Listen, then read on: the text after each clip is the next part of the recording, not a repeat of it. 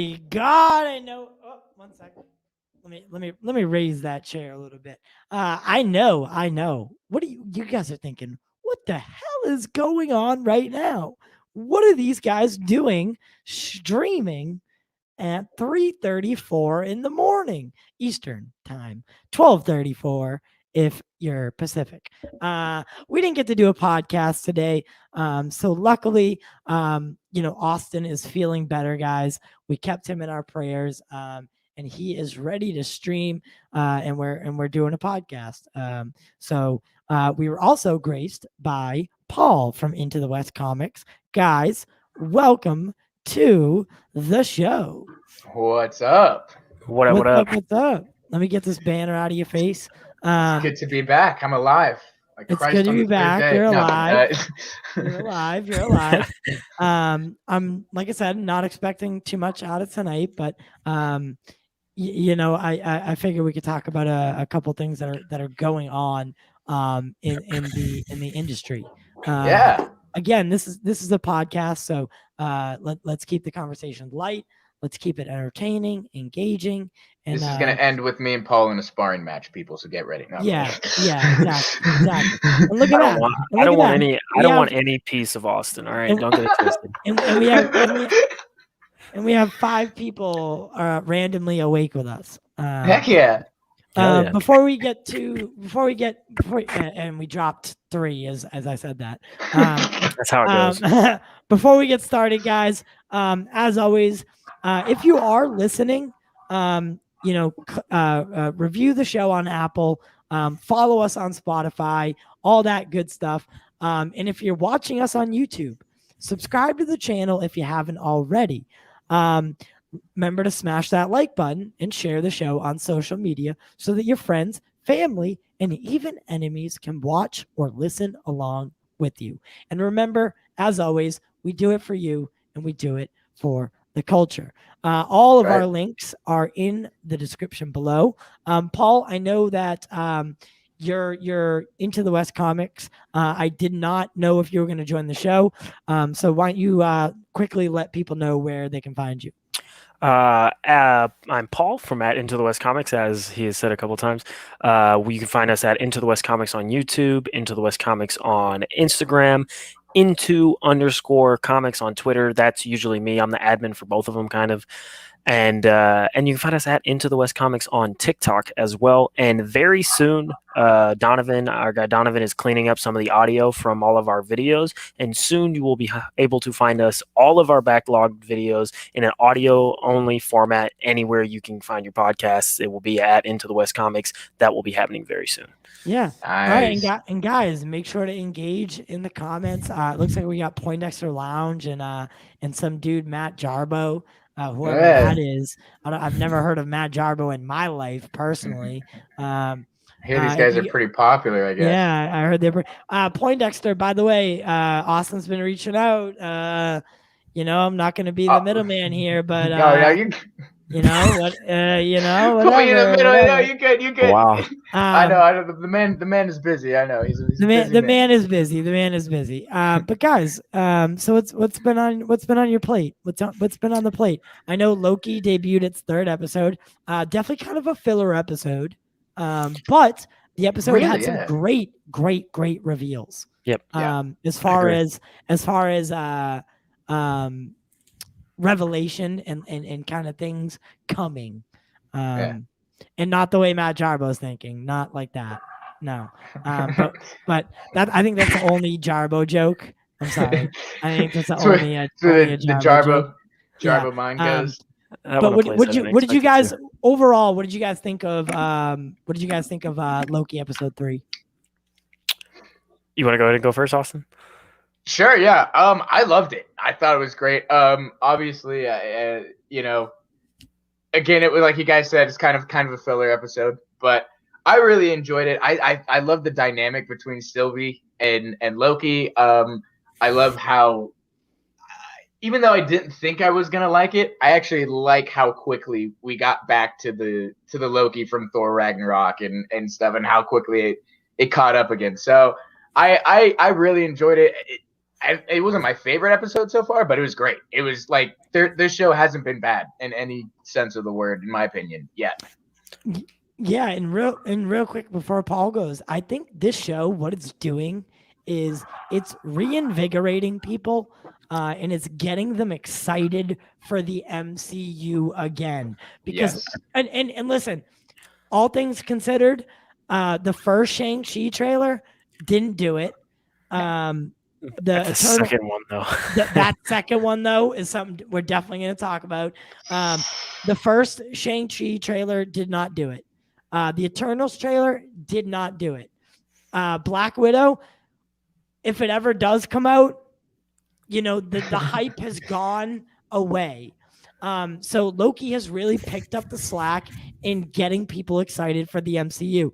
But that second Shang-Chi trailer looked like Mortal Kombat, except what Mortal Kombat should have been. Unreal. Unreal. Right? Unreal. Unreal. What Mortal Kombat? So, and that's coming from somebody who hasn't played the games, people. Even he understands that better than that. Yeah. That's funny. Finally getting to see the 10 rings. Like, I know they changed it from rings to what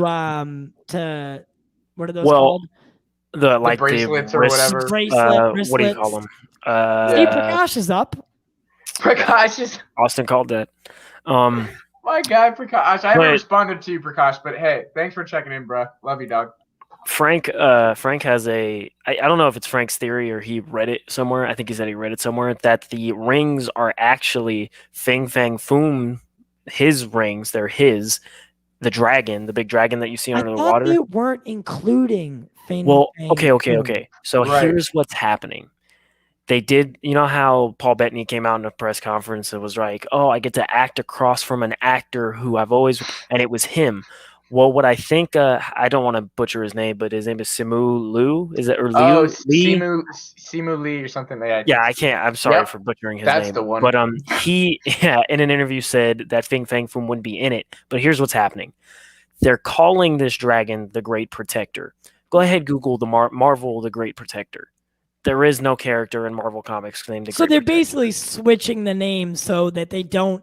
It's going to be Fing Fang Foom. They're going to say the name in the movie. But he's just trying to quell people's. He's trying to be like, oh, he's not in this movie. It's the Great Protector. It's this.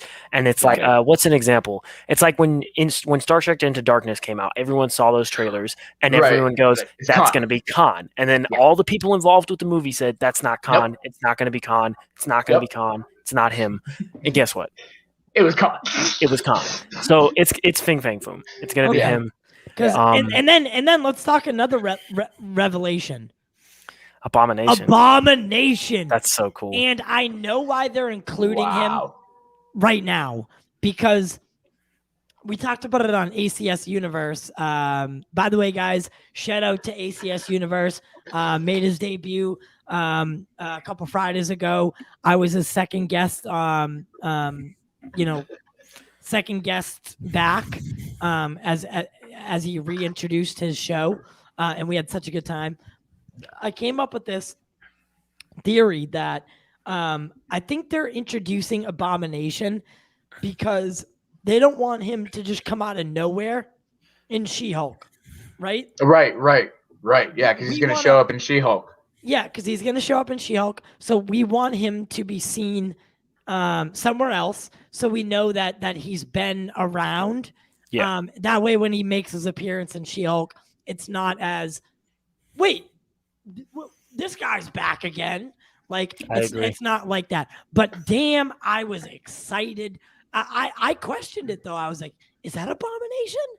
Well, here's my question: is what are those two like doing, fighting like arena style like that? Like, what's going on in the situation? As to I don't know, but I am excited to find out. Yeah, like what is Juan doing fighting? And that's not confirmed yet, but that looked like Wong. I mean, he had a sorcerer from Doctor Strange. That's Wong fighting him? It looks a lot I thought it was Wong. At the very least, it's excuse me. He's got the sorcerer thing, right? Yeah, at the very least, it is another one of the sorcerers. It does look like Wong, like it could be that actor. But we this past Thursday on our show, it dropped while we were recording while we were live, so we just started reacting to it like as soon as it came out. And we picked up on pretty much everything except that looked like Wong. There was one moment where Sonny was like, "Oh, it looks like he got beat up by the Abomination." I said, "I don't think that was him. That was somebody else, and he was about to fight the Abomination." And then me and Sonny are sitting at tacos and beer, having some dinner afterwards, and he goes, "That was Wong in that," and I was like, "Holy, it was." Yeah. And at the very least, it's one of the sorcerers, and that's super cool. Yeah.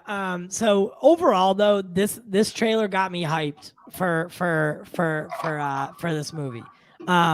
And I know that like some people don't like the MCU. Guys, we do. We like the MCU. Yeah. Like some of our viewers, they're just not into the MCU stuff. That's okay. Yeah. We're here for everybody. We have a lot of DC to talk tonight too. Trust me. Right. Trust me. That's right. But as far as excitement level go for Shang-Chi, where are you guys at? I'm at like a 10. I'm super excited. No. I'm sorry. Here we go. You don't know my scaling. Okay, I don't know your scaling. It's 1 you through 10. You can't do 10 here, apparently. You can't do 10 though, because nothing could ever. I play Barstool Pizza rules, so you can't give anything a 10 because then nothing can top it. Because nothing can top it. So a 9 will work. I'll give it a 9. He comes back with 10. Yeah, 10. No, I'll respect the rules of the. I get it. I'll go with a 9 because nothing would ever be able to be as good. I'll give you one example where if you would ask me during that time and I said 10, it's the truth, and it's because I have never and will never be more excited for something. It's when the first Force Awakens trailer came out. That was a 10. I was more excited than that for anything I have ever been or will ever be. Okay. That is my one. Every rule has its exception, right, Ty? Yeah. That is the exception. That is the exception. For me. Because you know what? I have one too. Yep. I have one too. And that was Endgame. See? I was gonna say, you know what? I think the trailer for Endgame got me more excited for any movie I've ever. Yep. Ever. That frankly I wasn't old enough for the trailer for Titanic, but Titanic's my favorite movie. Nice. I'm sure. I did not know that. Yeah, not a lot of people know that Titanic is actually my favorite movie. It's between me and my mother. My mother and I watched it. And she has since passed, and it was my favorite movie before that, and it's something. It's sentimental between her and I. I get it. Sure. And it's a good movie too. It's you can't deny it. It's a good movie. It's a great movie. Like it's a great movie. Matt Jarbo says, for me, The Matrix Reloaded. Interesting. Well, yeah, obviously I wasn't. That was after the first Matrix. So none of the bad ones had come out yet. Right. Yep. So other than that, speculation going about the Batman. I haven't heard any of the this. Batman being bad. Like it's not a good like there's been like pre-screenings and it's not good. No. So this is coming from Scoopers. Not Scoopers. I'm sorry. I don't want to give Scoopers a bad name, but Doomcock, that piece of garbage that he is, right? That piece of garbage. And by the way, Doomcock, I'm a smaller channel. Come at me, bro. Come at me, because at least I tell the truth, right? I love it. I tell the truth. You make up lies and clickbait, right? And Poindexter Lounge, you do a great job of exposing that fraud. This is Pop Culture Corner Nightly, baby. Not really, but this is the TVMA. Yeah, but Doomcock is trying to say that the Batman is riddled with bad plot, dialogue between characters. He's seen it? What? I said, has he seen it? I That's what I'm doubt it. saying. No, he's and all the scoopers are like, no, this is all false. But what he is saying is that the WB did a screener for the execs, right? Like all the executives, kind of like what they did with the Snyder Cut or any movie that they debut. The executives and people at the studio get to see it. And then, Right. if reshoots need to be done, that's where they make those decisions. Apparently, there were fights. This is what Doomcock is saying. There were shouting matches between the execs and Matt Reeves about how Robert didn't get in shape for the role, about how he was terrible as Bruce Wayne, yada, yada, yada. And Matt Reeves was saying, well, you didn't take me seriously when I said that Robert wasn't going to be a good Batman, yada, yada. So like, it's all over the place. The scoopers are basically saying that Doomcock is straight up lying. And Doomcock is sticking to his guns and saying he's not lying. But I just wanted to, get your thoughts on what do you think of the Batman so far? I'm super excited for it. I cannot wait for that movie. I wish it would have been able to come out. What was it, a couple days ago that it was its original release date or whatever. But I'm always going to be excited for a Batman movie or anything like that, especially when a guy like Matt Reeves, who some of my favorite movies, one of my favorite movies of all time is Dawn of the Planet of the Apes. Phenomenal. And that entire series, though, all three of those movies are incredible, and I love all three of them. Yeah. And to have him take hold of Batman, I'm super excited to see that. And I like Robert Pattinson in things. I don't think I've ever seen Robert Pattinson in anything I thought I didn't like him in. Even in Twilight, he's probably the best part of those movies. Yeah, for sure. And but yeah, I'm excited to see it. Paul Dano looks cool as the Riddler. Yeah. And yeah, I'm super excited for that movie. None of this. There was like the reports earlier on that Pattinson and Reeves weren't getting along and such. He was probably having sex with Catwoman on the back car. It was probably Doomcock stuff. That's probably we actually debunked that. And apparently Robert Pattinson has recently signed a contract for 3 more movies. That's been confirmed. Yes, right. And that's the thing that when people come at him about, he has no response because not only was Pattinson given a first look deal, right? A first look deal, but he's also gotten Matt Reeves. If they're so upset with Matt Reeves, then why are they doing the animated show, the Batman the animated show?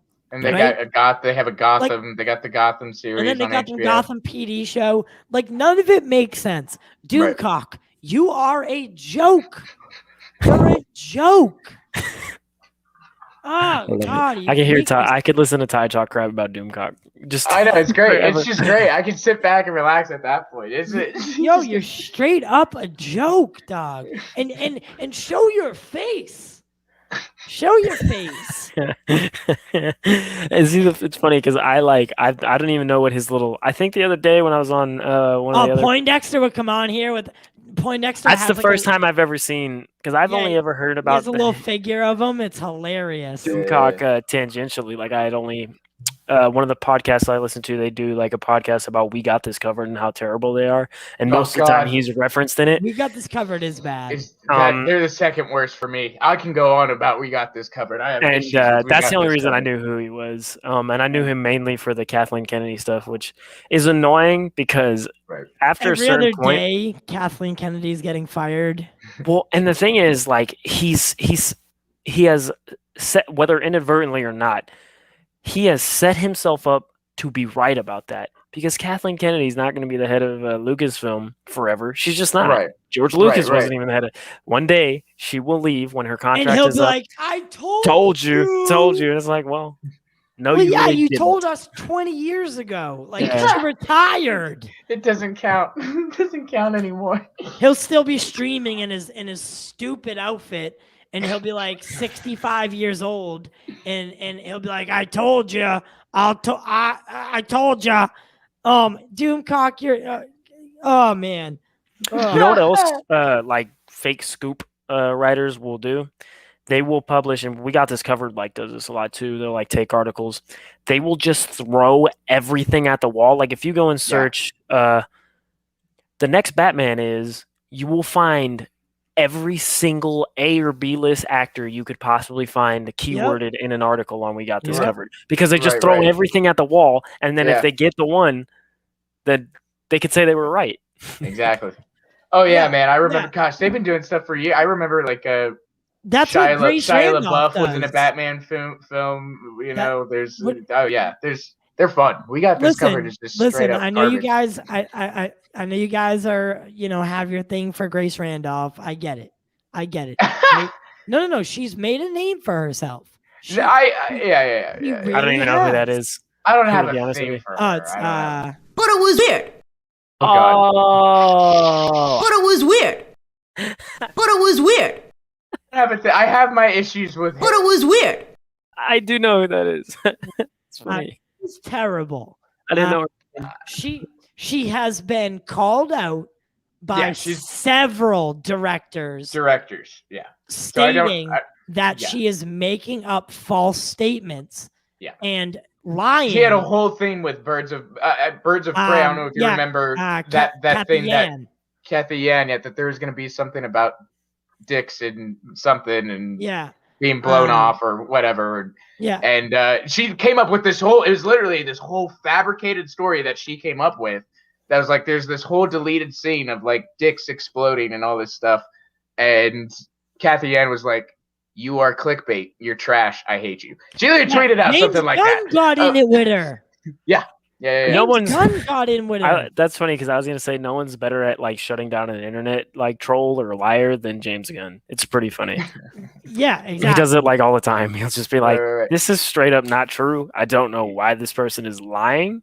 And then he'll give information. I don't understand why celebrities give her their time. But the thing is, I only listen to her because lately when you keep with her track record, she's been on track. Lately. Not saying she's right on it, but and so that's the only reason now. I'll give it a grace. I'll give it a grace. Grace. I do think not like that. You know that. Because Madeline's probably listening, so don't do that. Don't do that again. I'm just kidding. But I'll give it a grace. She has been right about some stuff. I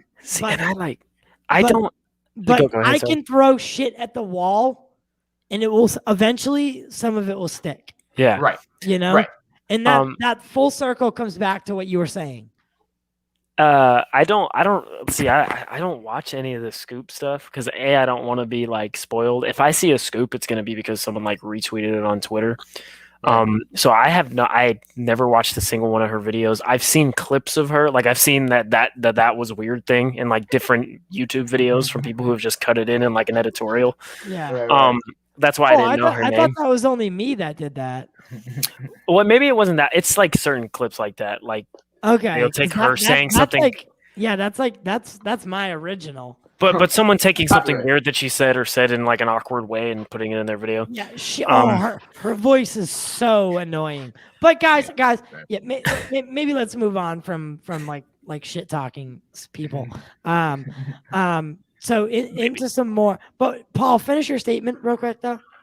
Oh, I was just gonna say, I don't usually watch that kind of stuff, but it sounds to me like what happens with her, and I could, I'm just out here spinning my ball, but she gets scoops, but then when she doesn't have one, she'll go and make something up. Exactly. Yeah.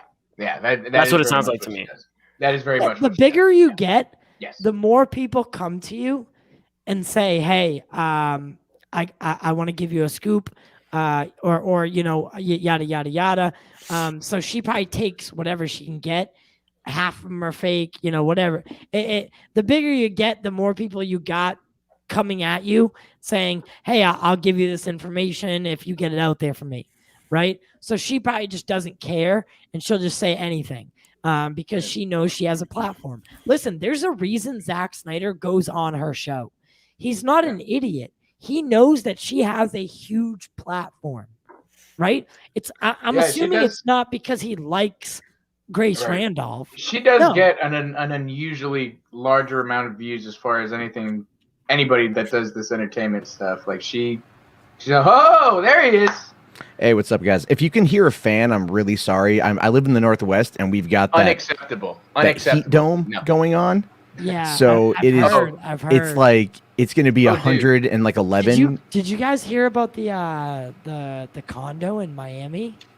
Yeah, that collapsed. Yeah, that's crazy. That's nuts. I did hear about that. In Vegas this week, I think we did reach a record, didn't we, Paul? I think it was like 118 or something like that. Or it was last week. Yeah. It was really hot. But yeah. Yeah. You guys are in Vegas? I can't complain about the heat then. But up here, over here. In Washington, it never, in this time of year, it never gets hotter than like 75. And it's going to be up over 110 tomorrow. So, and it's crazy. humid. And it's humid, which is the worst part about it. Yeah. You walk outside and you're instantly sweating. Yeah. So I used to live in Southern California, so I can do the heat. The heat isn't the problem. It's the humidity makes me just want to tear my skin off.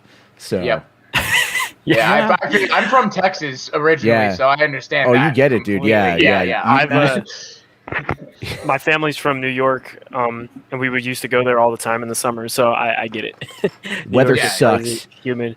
And actually, I went to so the national high school wrestling tournament used to be or still is in Fargo, North Dakota, and I went a couple years, and I had no idea that Fargo, North Dakota was so incredibly humid. It was like 80 degrees outside, and it was great for cutting weight, but you'd walk outside. It's 80 degrees, but it felt like it was like 105, and you were just dying the whole time you were outside. It was crazy. I was like, I did not expect North Dakota to be so humid. Right. Yeah, no, I don't mind the heat. I as long as it's dry. It's just the humidity that's not fun. I think it's honestly, I'm going to say climate change, because when I first moved to San Diego, it was really hot, but it wasn't humid. And then over the years, it got progressively more humid towards the end of summer. And then all of a sudden, we started noticing parrots flying around. Like parrots had migrated up for some reason. And you're like, what are parrots doing flying around San Diego? And then there's like 1 week now, I think the third week of September, where it's so hot and humid for just that 1 week. Walmart sells out of all their air conditioners, but then magically, as soon as the heat spell breaks, they're all back on the shelf because people return them. Oh my God. I've done it. I will fully admit I've done it. Like I totally did it because F you, I want to live.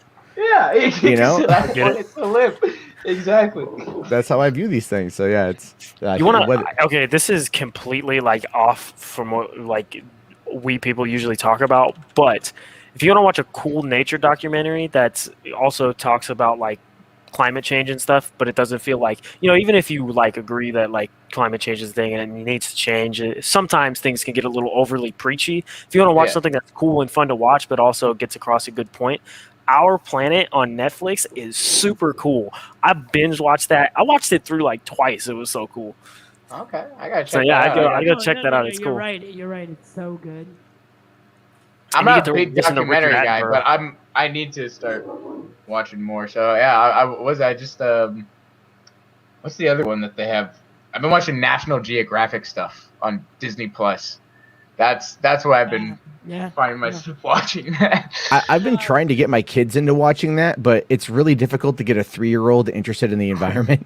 Yeah, that's why put on Gordon Ramsay Uncharted. That kid will be so entertained. I think Our Planet would probably be good for your kids because it's like 90% just animals being animals, and then like 10% like at the end Richard Attenborough's like, but right, they're dying. But we're all dying. So onto some topics here, guys. So I am a huge Conan O'Brien fan. Very big Conan O'Brien fan. I've been a Conan O'Brien fan for... Your Team Coco? Huh? Your Team Coco? I was pre-Team Coco. Pre-Team Coco. Whoa. Team Coco only existed when he went on TBS. Right.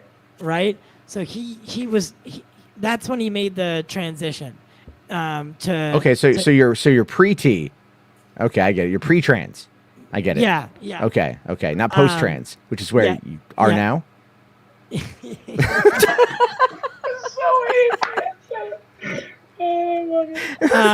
You invited me on, and it's late here. No. So Hey, listen, Matt. You know I love having you here, man. Yeah, you're one of my favorite people. No, but I really am, like, in all seriousness, I'm a huge Conan fan. Right. I think he's one of the best late night hosts. There's a reason he gets all the Comic-Con exclusives. He gets a lot of the He's a funny guy. I like him. convention stuff, and he's, you know, when Regis Philbin was around, like, Regis had the morning, Conan had the night, or at least in my mind, right? Right. And he did his farewell. He's leaving cable and he's going to HBO. How do you guys feel about that? Yeah. So is it going to be like the same show, but it's going to be like Premiere Access? Austin said he knew a little bit more than I did. I think it's going to be once a week kind of. Right. It's going to be Also not every night. Right. It's not going to be every night, but it is going to, you know, I think they're just going to expand on that same format because he likes the format that he has. You know, where he's got all these different sketches and all these little things that he does, and then he's got the interview, and so I'm not sure all the details, but I think it's going to be more of like a John Oliver type thing. Yeah. And that's pretty popular. That's pretty popular. Let me see if I can find something here. Yeah. I mean, I always had a lot of respect for Conan, just like because, you know, when I was like in school and just learning about all the entertainers and all that type of stuff, you hear about like what he went through with the Tonight Show and Jay Leno, how they kind of screwed him with that, right? Yeah. I just have a lot of respect for him and how he handled that situation and what he was able to do. He went and did something, you know, completely on his own afterwards, and so I definitely like him a lot because of that. And I think he has pure talent. Yeah, like, he's funny. He's very funny. Talent. I don't Andy Richter's super funny too. Yeah, I love the bits he does with that Jordan Slosky guy or whatever. Oh my gosh, those are great. Yeah. Oh my gosh, Those are so funny. I'm not a big night talk show guy, but I do enjoy. I would probably get some heat for this. I do like not Jimmy Kimmel, the other Jimmy. Fallon. I like Jimmy Fallon. Fallon too. I think Fallon's funny. Cool. He's a little over the top sometimes. Yeah, Jimmy I Fallon. like the games they play on his show. It's fun. Yeah. But I really like Conan because for me, Conan, like when I would sit down and it would usually just be on because like when I lived with my mom, it would be on. But I think Conan rode the line really well because talk show hosts can sometimes get kind of political. And I don't have like a problem with that, but when I'm trying to sit there and laugh. And he rides the line where it's like he might throw a political jab out there, but it never turns into him pushing a political. It never turns into him alienating an audience. Exactly. What do you think when you think of Jimmy Kimmel? I think of what's political all day long. Well, yeah. But all liberal. I'm gonna push my liberal viewpoints down your throat. All late night talk shows are whatever, and they're mostly liberal, you know, that's okay, whatever. I don't care what side you're on, but most talk show hosts and most talk shows have become platforms for political agendas. Yeah, and you're saying like even if it was the opposite way around, it was a bunch of conservatives, that would be annoying too. Yeah, exactly. Yeah. Well, I think there's a I totally get what you're saying. The big issue when it comes to the left in the late night commentary is that, for one, like, look, Hollywood has I say this to like the fandom menace all the time. Hollywood has and always will be woke, right? The idea of leftist politics is Hollywood. That's not even up for debate. Star Wars was a commentary on the Vietnam War where we weren't, you know, where the Americans were the Imperials. That was the Empire. You know, the Viet Cong were the rebellion. That's the commentary. Look at the socialist utopia. That was Star Trek. very, very woke politics back in the day. The thing is, though, is that the right wing is, in my opinion, not able to be comedic in a way that doesn't come across as exceptionally punching down Yeah. Right. on the average person. No, you're right. Because they never really argue ideas. Now, the problem with people like Kimmel is like, I'm a smug asshole. I'll fully admit. All right. So, like, I'm a smug person. Kimmel's a smug person. There's rarely a twinkle behind his eye when he's doing this kind of comedy. Whereas I think Colbert can be scathing, but do it with a Right. smile. And I personally love Seth Meyer because Seth Meyer and I's politics very much line up. And so, but I think that the way he comes at it is also, he makes a lot of jokes and there's a lot of self-deprecating humor and everything. But the right wing, if you could get a good right winger to come out and criticize the left in a way that's very similar to the late night, I think there would be a massive fan base there. But the problem, At this point, though, the closest thing you have is Bill Maher, and At- he's well, left. He's definitely left. He is not a progressive, I'll tell you that much. But Right, I right. listen to Bill Maher too. I like Bill Maher, but sometimes I'm like, Yeah. oh, you boomer, you just, like it's I'm like, ah. But I also like know a ton of Republicans that like just want to, I think they want their version of it, but what they get are people like Steven Crowder, who has to like God. dress up as a woman and like go to trans rallies and then try to do all that stuff, or dress up like a woman and go to Planet Fitness and try to use like the women's bathrooms or whatever. And it's like, all of that real fake over the top nonsense that is just, it comes across as just being disrespectful, Yeah.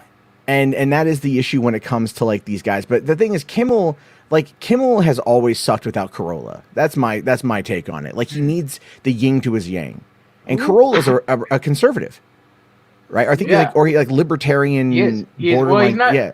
Who's Corolla? Yeah, I don't. Adam Carolla, dude, he Carolla. does a bunch of shit with Dennis Prager, which I'm just like, all right, man, like, no, I can't get behind any of that. And he Like, does a lot of stuff here. Is he He's like been the doing a lot of Andy stuff here in Richter of Vegas the show? too.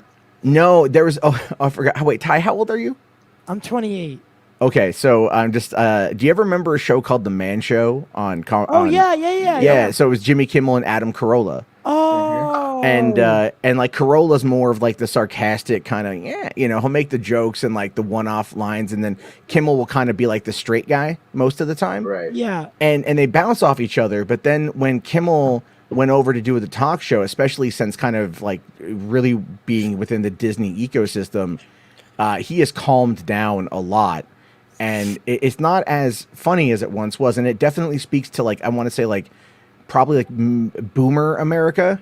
It's like the West Coast liberals is what I feel Jimmy Kimmel more or less kind of aims his audience at, and it's just like, it's very California, very. it West, is, and I used to live in Cali, and I love Cali, Yeah. like I love Cali, but it's just, it's a lot of that, and I think like Colbert speaks to like the East Coast crowd pretty well.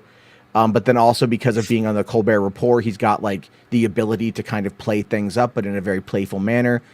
I just honestly wish, as much as I am again, I'm a lefty, but it's like I would like to see there be competition from the right that is actually of value, and not people like Ben Shapiro or or like I don't know Crowder or Michael Can you Knowles. consider Candace Owens a comedian or no?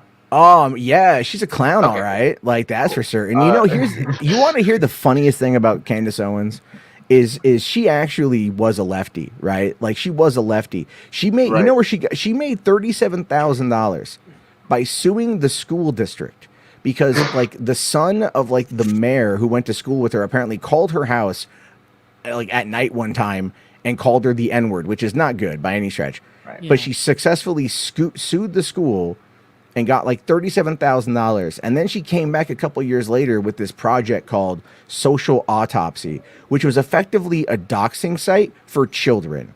So the idea was if you have a kid that says something that is like, naughty on the internet, because that never happens, and then you basically screenshot that, you get all of their information, name, location, all that stuff. You go to this website and you upload all of it, and then it's there. It's there for people to then look up. It's cataloged and it's indexed, and you can go like, oh, what is Alex Richardson? What is he? Is he ever done anything? And then there's a screenshot of him just, quoting white suburbanite kid quoting the Rick James episode of the Chappelle Show on social media, and then that's been logged, and now that is on the internet forever, and it's used as it was meant to be like an accountability thing, but it's not. It's meant to Right. hold people, go after this. And then when that fell apart, because she tried using Gamergate as a way to push this, by the way. She really tried, getting out there, and a lot of us in Gamergate, we're like, no, what are you doing, you dumbass? And then she said, well, if I just go and become pro-Republican, and then she went far into that whole camp, and she's used it as a way to grift herself to millions of dollars. Yeah. Wow. And then that's how all this stuff works out. It's all a grift. The right wing is way more. You can really see how a lot of the stuff kind of gets there a lot easier than the left. But this is why I just I like Marvel movies. I don't have to think about the politics as often. Yeah. Unless it's Falcon and the Winter Soldier. That's not even that bad. People got so mad. No, the Loki thing. People got so mad at the Loki thing. They're just like, oh my god, Loki sucks dick. It's like, yeah, and if you want, do you care if the god of mischief takes a load in the mouth every once in a while? No. You know what? Some days you just want to hang out at the ocean, right? That's all I'm saying. Yeah. No, that's funny. But I think there's a way for, I think it's easier to be funnier for liberals because, like you said, you just put it best. It seems like you're punching down if you're a conservative and you're making fun of. It's like I think it's Rogan or who does the joke where they're like, it's not a good joke, but they're like, oh, I think I'm going to be I identify as a toaster today. That's not. It gets stupid. Oh yeah, that's Piers Morgan. Was that Piers Morgan who did that? Yeah, they get shit for it, and rightfully so, because it's like why? I'm sorry. No, but so where I lost my train of thought. But it's easier for liberals to come out and have those kind of jokes about, because they're, like you said, they're punching up, and then I feel like sometimes things are made about politics when it's really not. You watch Falcon and the Winter Soldier, and you could say it's a political show, but it's not. It's about a black man being Captain America. That doesn't have to be political. It may sound far-fetched to you, but it doesn't. It's a black man who, 200 years ago, black men being the face of America and defending Americans and being held in high regard wasn't a thing that could happen. And then he is Captain America now. They have a man who is. That's what that show is all about. If you're a conservative and you have a problem with that, you can go suck a fat dick. If you're a liberal and for whatever reason you have a problem with the way they went about it, you can suck a fat dick. That's not a political issue. To be able to raise up a black man in America, that's nothing to do with politics. I don't care what you say. It's about being a good human. And but critical race theory, whatever that whole crap is. Yeah. I thought if anything, and this was an interesting argument I had with a friend of mine, and because he said, man, he really didn't like that whole speech that Falcon makes at the end, that final episode, right, where he's Captain America and he makes that big speech. I was on the verge of tears. I loved it. I really thought that speech was incredible, and I thought it was very tasteful too, and well done. Just so well done. He was like, "Oh, it was too much politically correct and all that." But for me, I ended up looking at it like this too. Okay, well, even don't look at it if Captain America is black or white, then that speech is a Captain America speech. That is a speech Captain America character would. And that's what I'm trying to say. I guess that's what I'm trying to say. It's like I didn't watch that. I didn't even, to be 100% honest with you, until Austin mentioned that he was like, "Oh, Captain America and the Winter Soldier was kind of." Political. I was like, oh well, I guess it kind of was. But when I watched it, I was like, this is a fun story about two people who have come a long way, and a group of people who have come a long way since where their ancestors may have been, or where they may have been in the 30s after they fell into a giant cavern and lost their arm. Yeah. I just thought it was a good story for a very good arc for all of these characters. I wasn't sitting there going, how is this political? Yeah. And when Anthony Mackie's talking to the people at the end, it's like, how can you not agree with him?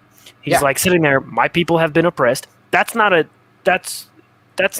for debate. That's not political. They were. Yeah. And he said, and we've come this far. We have some of my people who would like to not push away from this, as in Isaiah Bradley, and he's Yeah. like, but I think it's up to us to take this and go forward. Yeah. What about that is controversial? Nothing. And it Nothing. speaks, you know what it does well? It speaks to because shows and movies often reflect reality, right? He wasn't just speaking to the people in the Marvel world. He was Right. speaking to us Yeah. as a nation and Yeah.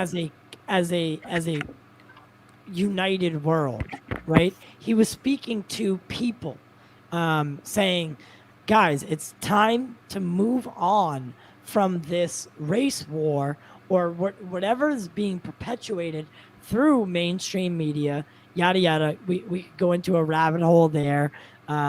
Like oftentimes I rarely meet someone who's actually racist, but the media will have you believe that every other person is a racist.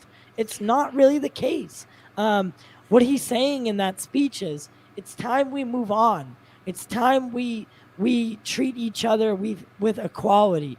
We are all made equal. All of us are equal. That's it. And I'm glad. And I love that line when he's training with the shield and the kids they're like, Uncle Sam. Yeah, I like that. Yeah. Yeah, and That's it's a very cool, reference yeah. clearly to Uncle Sam, you know. Yep. But I thought that show was great. I really did. Yeah. No, I did too. I just said that because, like I said, I actually did have a few people and we got into it a little bit, me and some of my friends, because it was like they thought it was like they literally said, oh, as soon as he started that speech, I was like, I tuned out. I was like, Why? what? Why? Yeah. Like, this is why people don't learn things, because you don't want to listen when Right. someone starts talking. Yeah. Yep. And it's I find it hard. Like, I'm pretty moderate. I'm like in the middle. I grew up with a conservative family, but as I got into my a little older, I was like, nah, some of this stuff is kind of like maybe we should relax. But my mom is very conservative, and she watched the last Loki episode. You know what she thought when he said that he was gay, or not gay, bi? She didn't care. Right. She was like, "Oh, that's sweet. That was a good line. That was funny." Wait. Well, Well, the funny thing about that too is everyone made My a huge mother. My mother. No. Talking about who? What do you mean? Loki. Loki? Loki's bisexual. Yeah, he says Yeah. it in the last episode. Okay. Yeah. Okay. Oh, she thought that was cute. No, not cute. Did I say cute? She thought it was funny. She thought it was fine. You're right. She thought, yeah. okay, She basically, okay. yeah. Yeah, she had no problem. Basically, Right. it did not affect her because it doesn't matter. Like, Yeah, she wasn't it does like not. she wasn't like, wow, how dare he like boys? Like, she doesn't. give a Right. shit. Yeah. Okay. Yeah. That makes more sense. Sorry if I Yeah. came across wrong. She No. point being, No. she didn't care. I didn't know who you were talking about. Right. No, sorry. And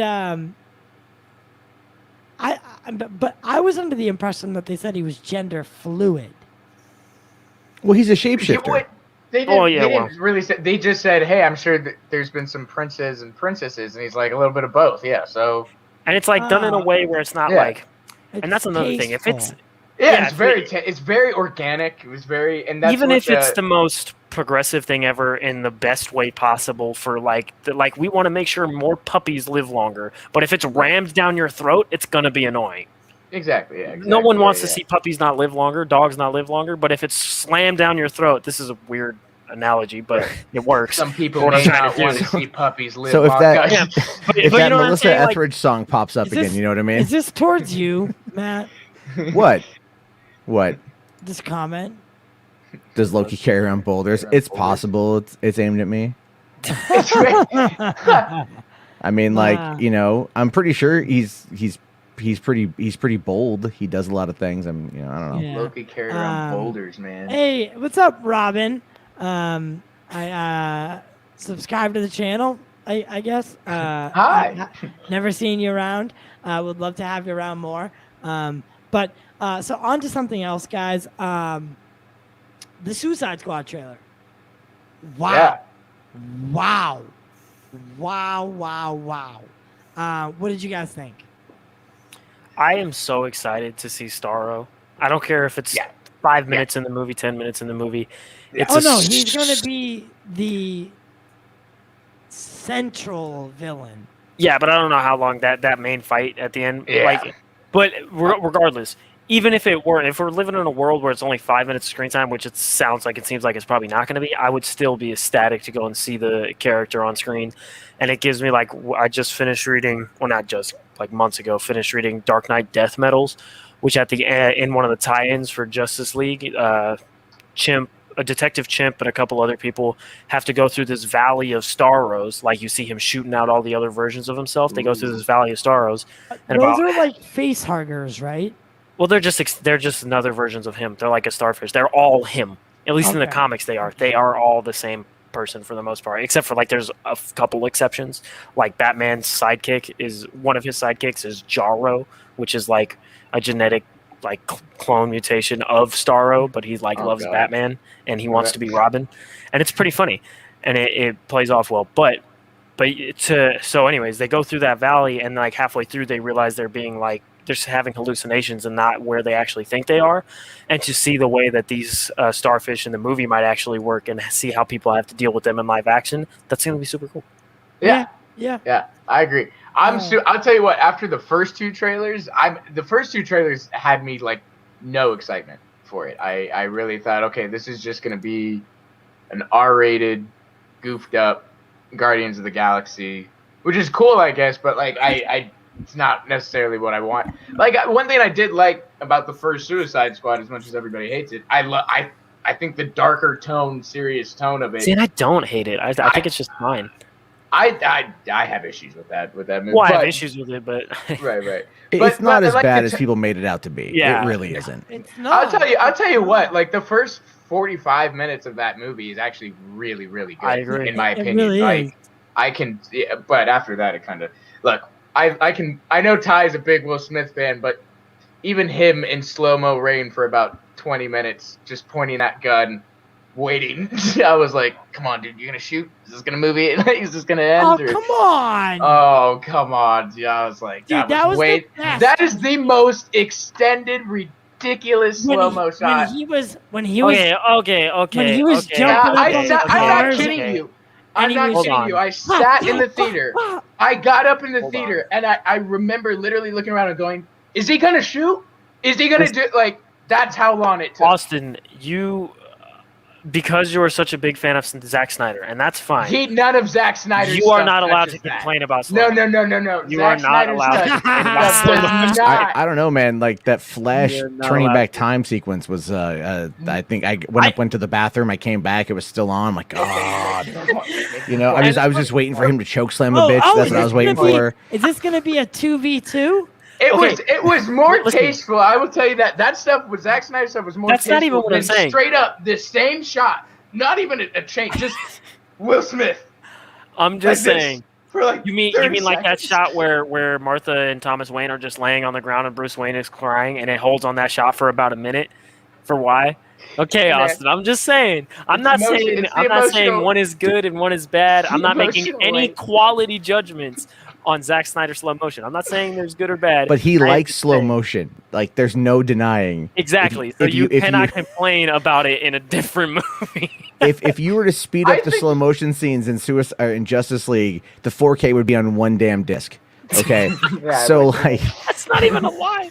It's true. That is true. That I is hate true. I you think they said both. like literally 10% of that movie is in slow motion, I hate you and both. I believe it. no, I mean, look, the thing is, like, I love Zack Snyder, I love David Ayer. I think they both are really great filmmakers in their own right. I like the down and dirty approach that Ayer likes to do. I think Zack tried to emulate that a bit with Army of the Dead. My biggest complaint with that movie was actually that Canon Dream Lens, because I'm like, okay, I get it, you like Depth of Field. Right, After right, a right. while, Wait, what? The dream So, lens that the he dream used for lens. that movie. yeah. So he used The way he shot it. the way he shot Army of the Dead, because Zack was also the cinematographer. Yeah. Yeah, so I always say this, that like whenever a director, and look, it can be a good or a bad thing, but whenever a director has like full creative range like that, it can kind of go really good or really bad. I think Army of the Dead was great. I really thought it was an entertaining movie. I loved yeah. it. well, But it's kind of like on it's- Netflix, they can kind of let the directors go absolutely unchained. Like Right. Michael Bay doing 6 Underground with Ryan Reynolds. God. And like that movie, I was all peak hyped for that film because I'm like, yeah, dude, Michael Bay, Ryan Reynolds, Paul Wernick, and Rhett Reese, the writers of Deadpool. Oh my God, nope. I'm gonna come. And then like, nah, that movie was like, I'm like, this is a TV show that they turned into a 2-hour movie, and I'm like, oh, that's what Paul Wernick and Rhett Reese did. The same thing with Zombieland.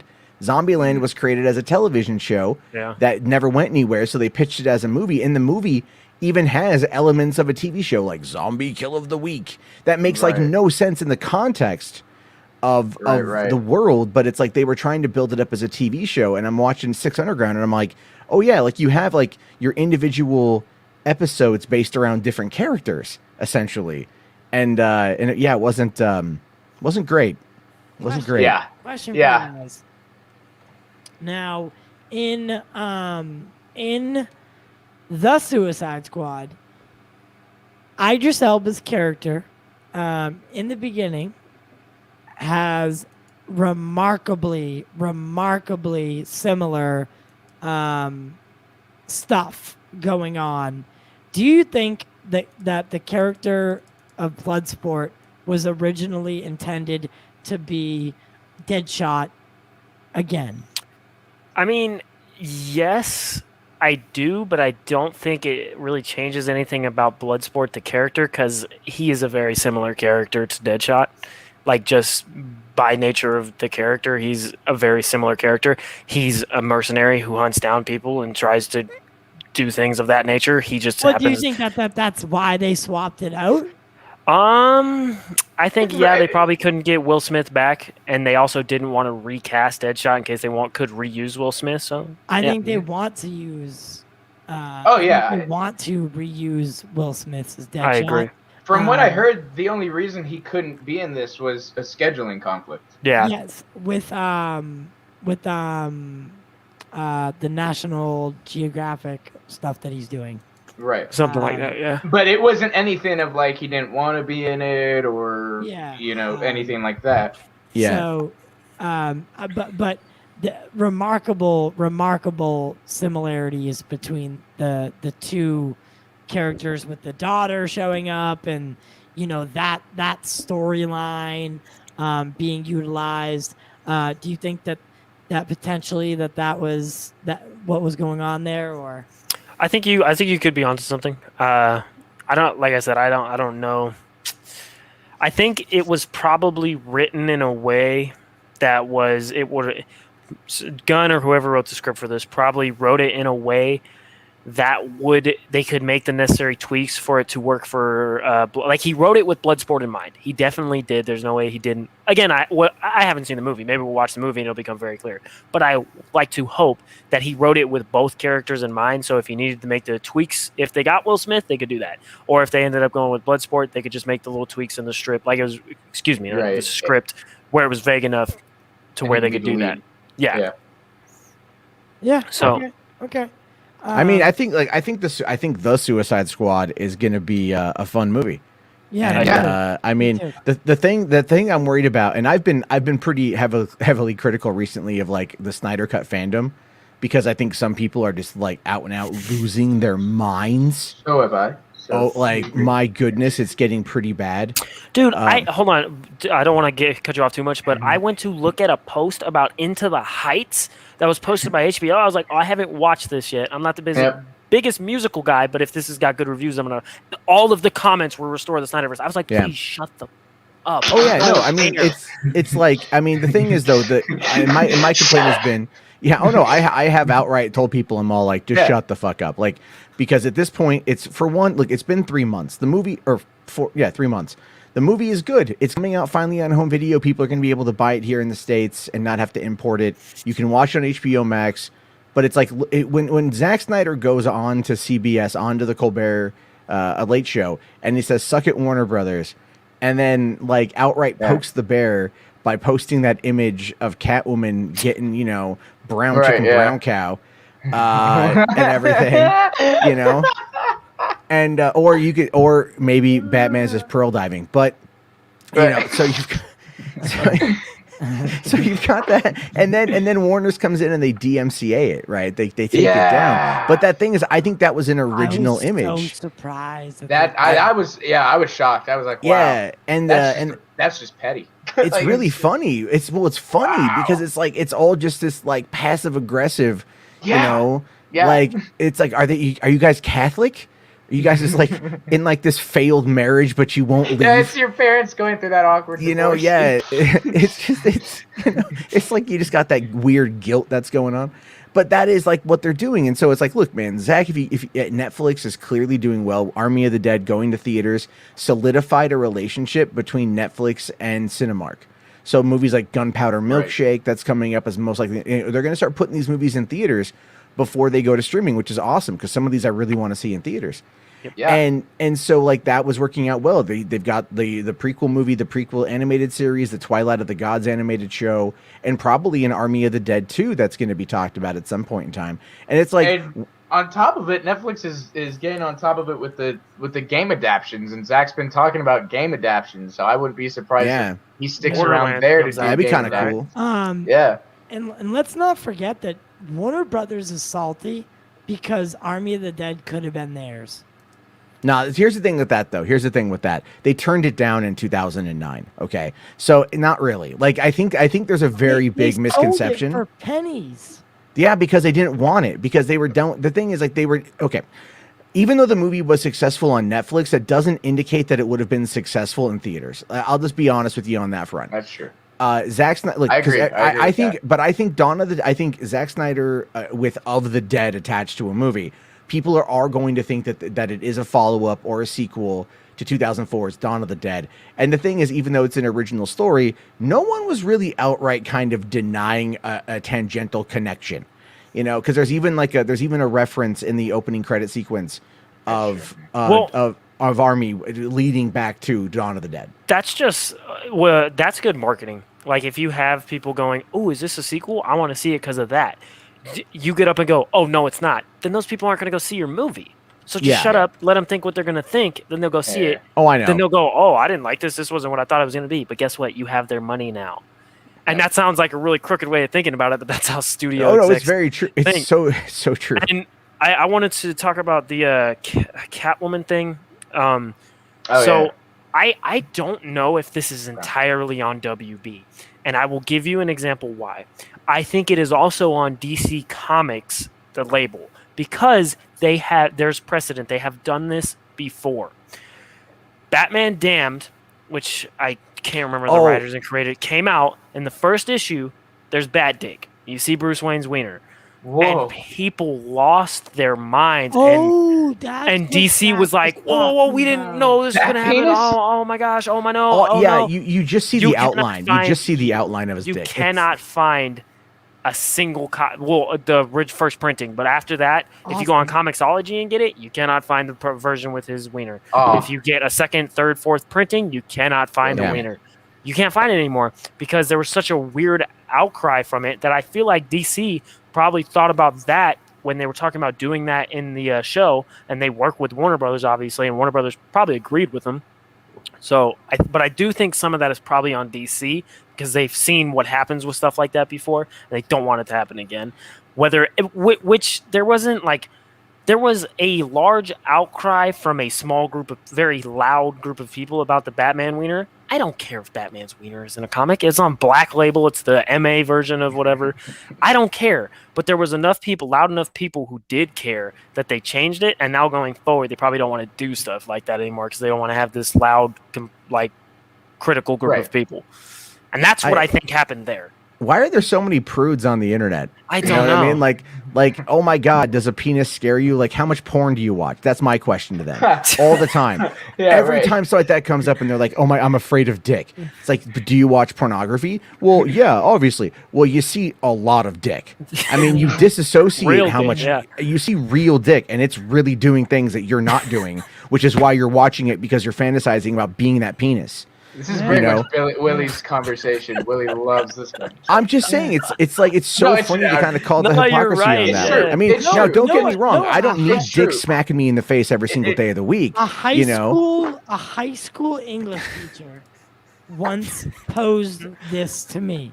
He said, and I think it's been, I think he reused it from something else, but he said, when you're watching porn, do you want a small penis to be penetrating the woman? I've heard this before, yeah. Or do you want a large, Yep. veiny? Yep. He's like, so each of us is a little bit. We aspire to be more. No, each of us is a little bit gay. Each of us is a little bit gay. I don't know Each of about us that. is a little bit. Each of us is a little hold bit on. What was that? homoerotic in the Hold on, sense hold on. that Wasn't we there a want show a that had big a song veiny that we're penis. all a little bit gay or something, like a Family No, Guy? I or think something did something I like have a South Park? different assessment of that situation. I think, like when you're watching porn, this is the reason there's POV porn. I don't know how we got on this. You are I think it supposed was my to. fault. It's okay. You're supposed to. Well, I think I was the one that brought up penis actually, so I think it's my fault. Okay. I'll take the blame. But you are fantasizing and pretending you are that person that's having sex with that hot girl. And then that is by virtue of your penis, and you want it to be big because you want your penis to be big. So that is is my- that why comic book movies are so popular? Because people out there they want to be the penis, but in a superhero form. It's like, so instead of like Yeah, penetrating yeah. a vagina, Yeah. they're like the same concept, right? It's like Yeah. I don't No, I- it is. No, it you know? is.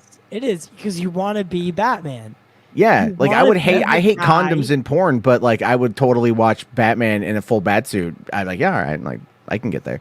Yeah, like I like for me, growing up loving comic books, it was because the reason I love Captain America, the reason I love Batman is because those were my idols when I was a kid, because their moral compasses were where I wanted to be, right?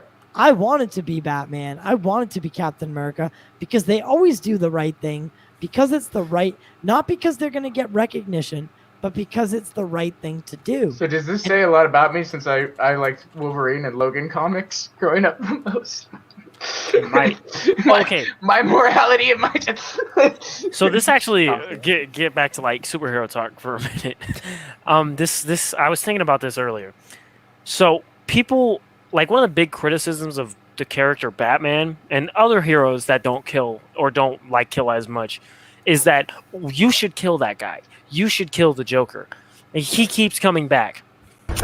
Here we go. I don't think that people understand that, and it happens in Batman Endgame, it happens in other stuff. If the character that you think he should kill is killed by him in that comic, the character will still come back. It's because of the nature of comic books and long-form ongoing stories that they will go, oh, one writer somewhere along the way will go, oh, I want to reuse this character. How do we need to bring him back to life? Boom, boom, bring him back like that. Okay, we got him. So my point being, they keep Batman's moral compass in check, just like Ty was talking about. And if they do have Batman go over that line, like when he shoots Darkseid and kills Darkseid, they keep his moral compass intact because Batman had every reason to believe he was going to die and pay the price for killing someone in that moment. And although it sent him back in time, it didn't kill him. His moral compass is intact because although he did kill Darkseid, or he had, obviously comics, he didn't. The Darkseid came back, to the point I'm making. But what book are you referring to, just so the audience knows? Final Crisis. Okay, Final Crisis. It's the most recent. So the Crisis events happened around 2007, 8, 9, something like that. Yeah. But he does that in that comic, and he gets sent back in time. But his moral compass was kept intact, like I said, because he thought he was going to die and pay the price for killing someone. Because no matter how bad the person is, Batman puts life above anything else. Right. Well, and even like I think probably for me the Batman storyline that like settles that in is the death in the family, right? You know, obviously it's, you know, Robin is like, how could you let this guy go after what, you know, after me being like a son and all. So yeah, I think that, but I also like when they do things, you know, and they play around, because I'm not one of those. I think like his morality has to be, set in stone. I know it's important, and yeah, it's important to that storyline. And disagree I with like you, but those. I understand. Yeah, and I like those, and I love the ones where I love Dark Knight Returns, or I love The Killing Joke, where there's this ambiguity to it, where it's like, maybe he will break it at one point, maybe he will, maybe there is. So I like that as well. I'm not, I like. Well, Heroes, yeah, I think, like that when are he's more, pushed. I like it when they're more pushed. That's exactly But it. Whenever they're pushed. So Superman too, I don't know. I don't know if Killing Joke and Dark Knight Returns are the best examples of that, because when we talked about it, he doesn't actually kill anybody in the Dark Knight Returns. He very specifically, he's like, no, and then he says the shit about the guns, which is one of the best lines ever. They're never gonna wake up again. But go ahead. Okay, sure. The guns. He's like when he gets the mutants on his side, he's like, these are the weapons of our enemies. We will not use these. And that line is so dope to me. Right. And then in the Killing Joke at the end, it's like, did he kill the Joker? It's ambiguous. Maybe he did. Maybe he didn't. Maybe he finally snapped and broke that line. And that's fun. And that's a better way to go about it than having him just outright do it. But there are obviously good ways to have, like Thomas Wayne Batman. He kills people. Yeah, that's fun. Yeah.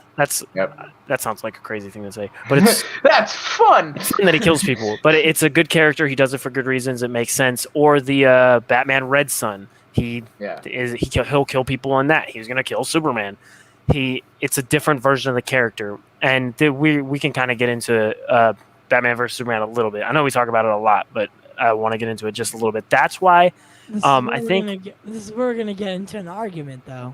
Well, I don't think we are actually. Ryan, I think that's his name. It was on the show that one week. He was talking about how Batman, he was killing people and then had to go through all of that to get to a certain point.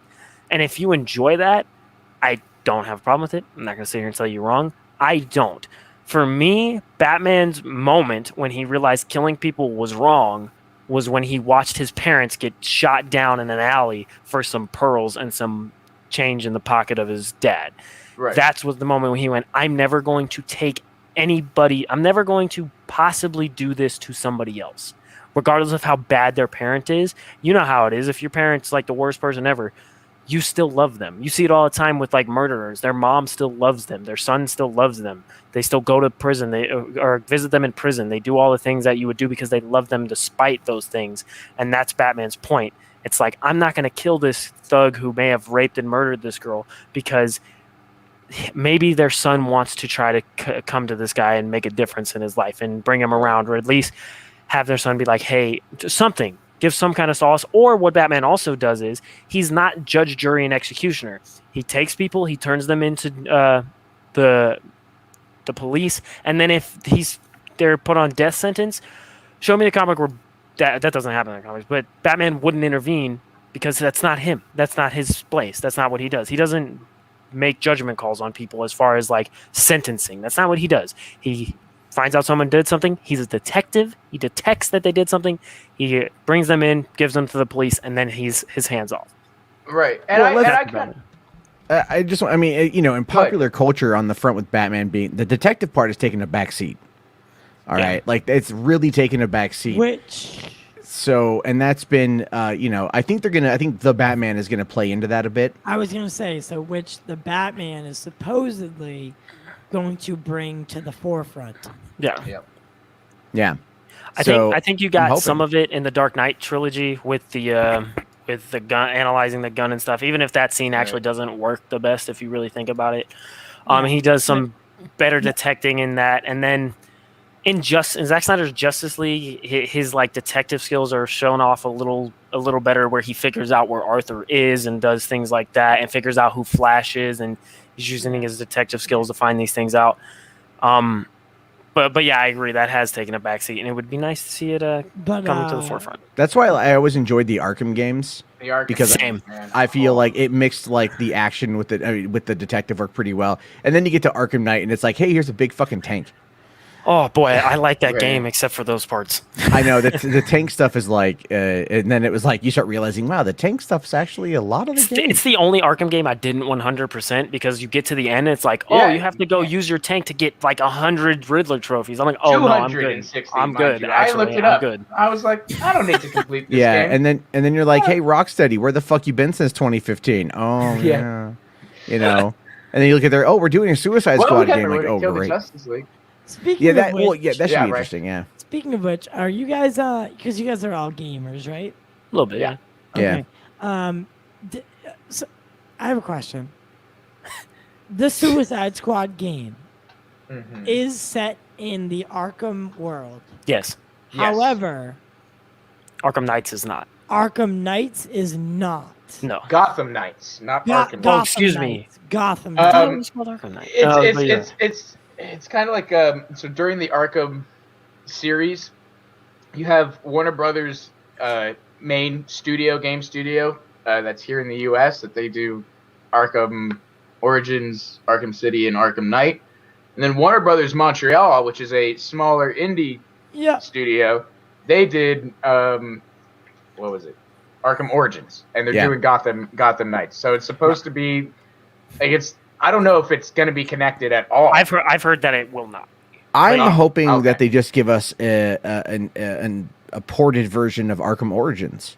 I would like to Right. play that on the next gen machines. You know, Yeah, so I like it's- that game a lot. I think that I game wasn't has a the fan best of boss Arkham fights. Origins. Yeah, weren't? it was. Nah. I like that didn't game a even lot, finish it. actually. I thought the boss fights in that game, aside from Mr. Freeze in Arkham City, the boss fights in Arkham Origins are way better than the boss fights in any of the other Arkham games. Now, is like the whole game as a whole better on the other ones? Probably, except for maybe Arkham Knight. I'll But admit I'm petty. As soon as I saw that game was gonna have Kevin Conroy and Mark Hamill, I was like, don't really care. That's a crap reason in that. But I know. but Trevor I you know, Baker know. is the thi- actually know. very good as I know. the Joker, and the gentleman who And played the Batman is pretty good Troy- too. Troy Baker is Troy really Baker, good. did I say did like Trevor? it. Yeah.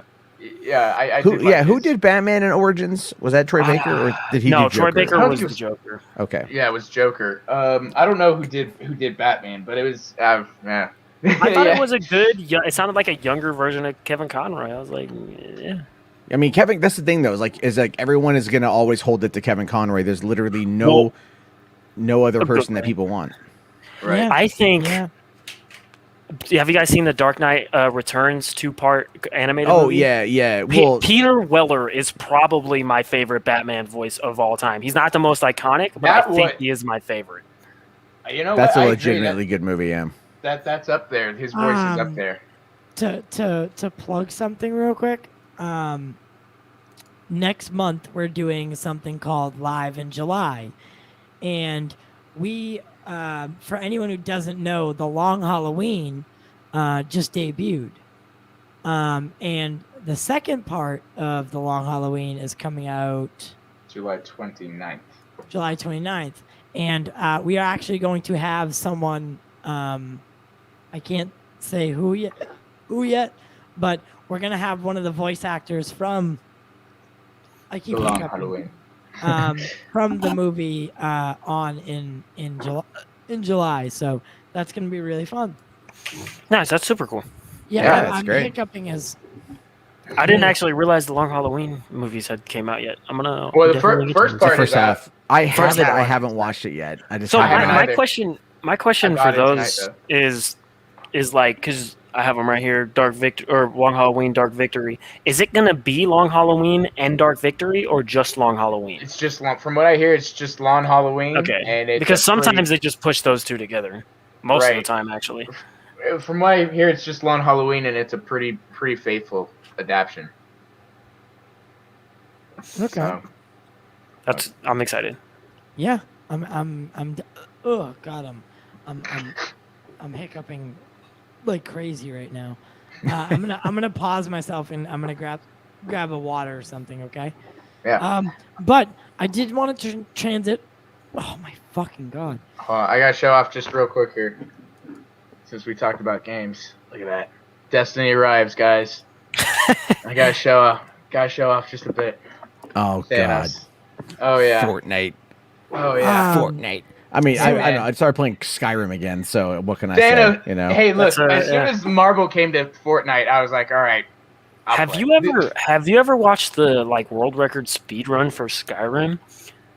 It's the most nonsensical thing I've ever watched in my entire life. There's like this thing called horse tilting, when you're on that first path.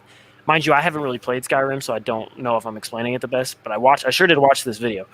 It's like an hour long.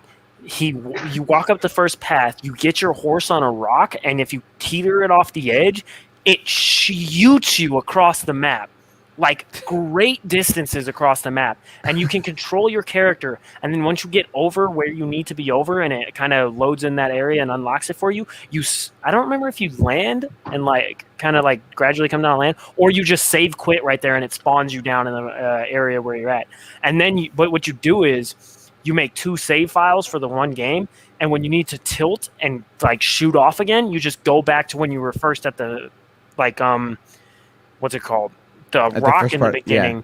And like there's like a glitch where you like have both the save files together, so like all the content what you've done saves into the one save file, and you just go back and do that horse tilt thing like 100 times, and you just shoot across the entire map like Superman. It's the craziest thing I've ever seen. Go watch the world record Skyrim video. I remember when that game came out. Unreal. There was the developers did a competition who could do it the fastest.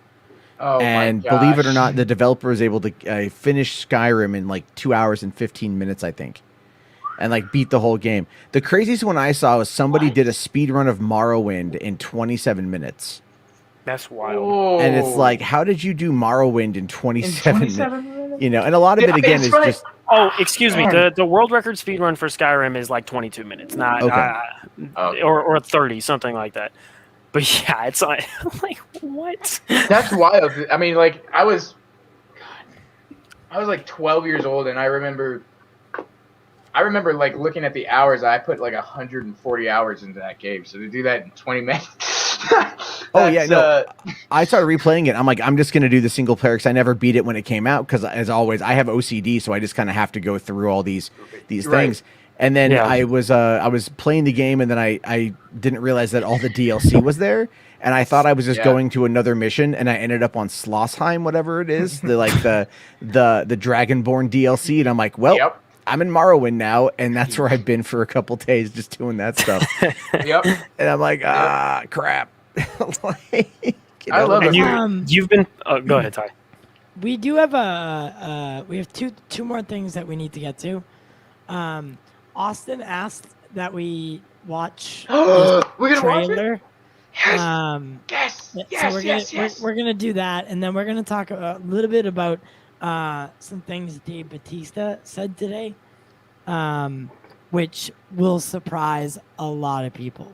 I don't know are you guys familiar with what happened today? I can tell. I saw the tweet. I saw the like 1 or 2 tweets, but I thought All right, so let's watch the trailer first. So I have never seen this trailer. I don't know what it is. I don't know. I think this is a real movie. I'm pretty sure this is a real movie. Oh boy, that is coming out. Is it Karen? Yes. How did you know? Damn it. It's like because it's. I was literally just like reading the Karen movie Twitter before I came in the room. How did that just pop up there? Oh my god! How did Ben Shapiro just end up on the screen? Because he's Ben Shapiro, and midgets and tiny people, little people can. Hey! Me and him are the same height. Really? Yeah. Actually, I'm an inch and a half taller. He wears lifts. Oh, does he? No, I don't know. I haven't seen him in person. I remember I did meet Grace Randolph once. I did meet her at VidCon in LA. Is she small? No, she's normal height, I guess. But she was very disheveled when I met her. She looked like I honestly thought was like on she Xanax. She was on something. It might have been Xanax. Yeah, it might have been something because she was. Hey, listen. Coming from one addict, by the way, like I just came out of the closet. I will say it on streams now.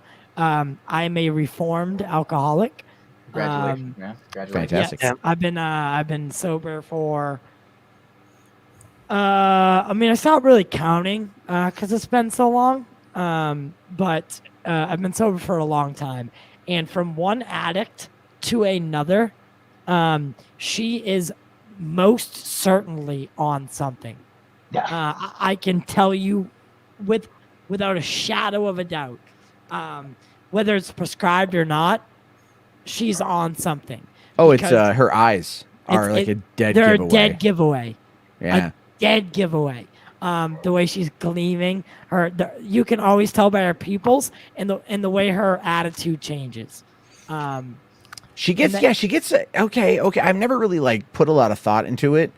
Yeah. But like, so I'll listen to her sometimes and it's just, not that I don't want to say it's manic, but it feels like it's borderline manic. Like at any point she could go either direction. And I just want to see her have like a freak out once, you know what I mean? Like I just want there like something to go wrong and then she just like smashes a window Hulk style and you're like, there it is. There it is.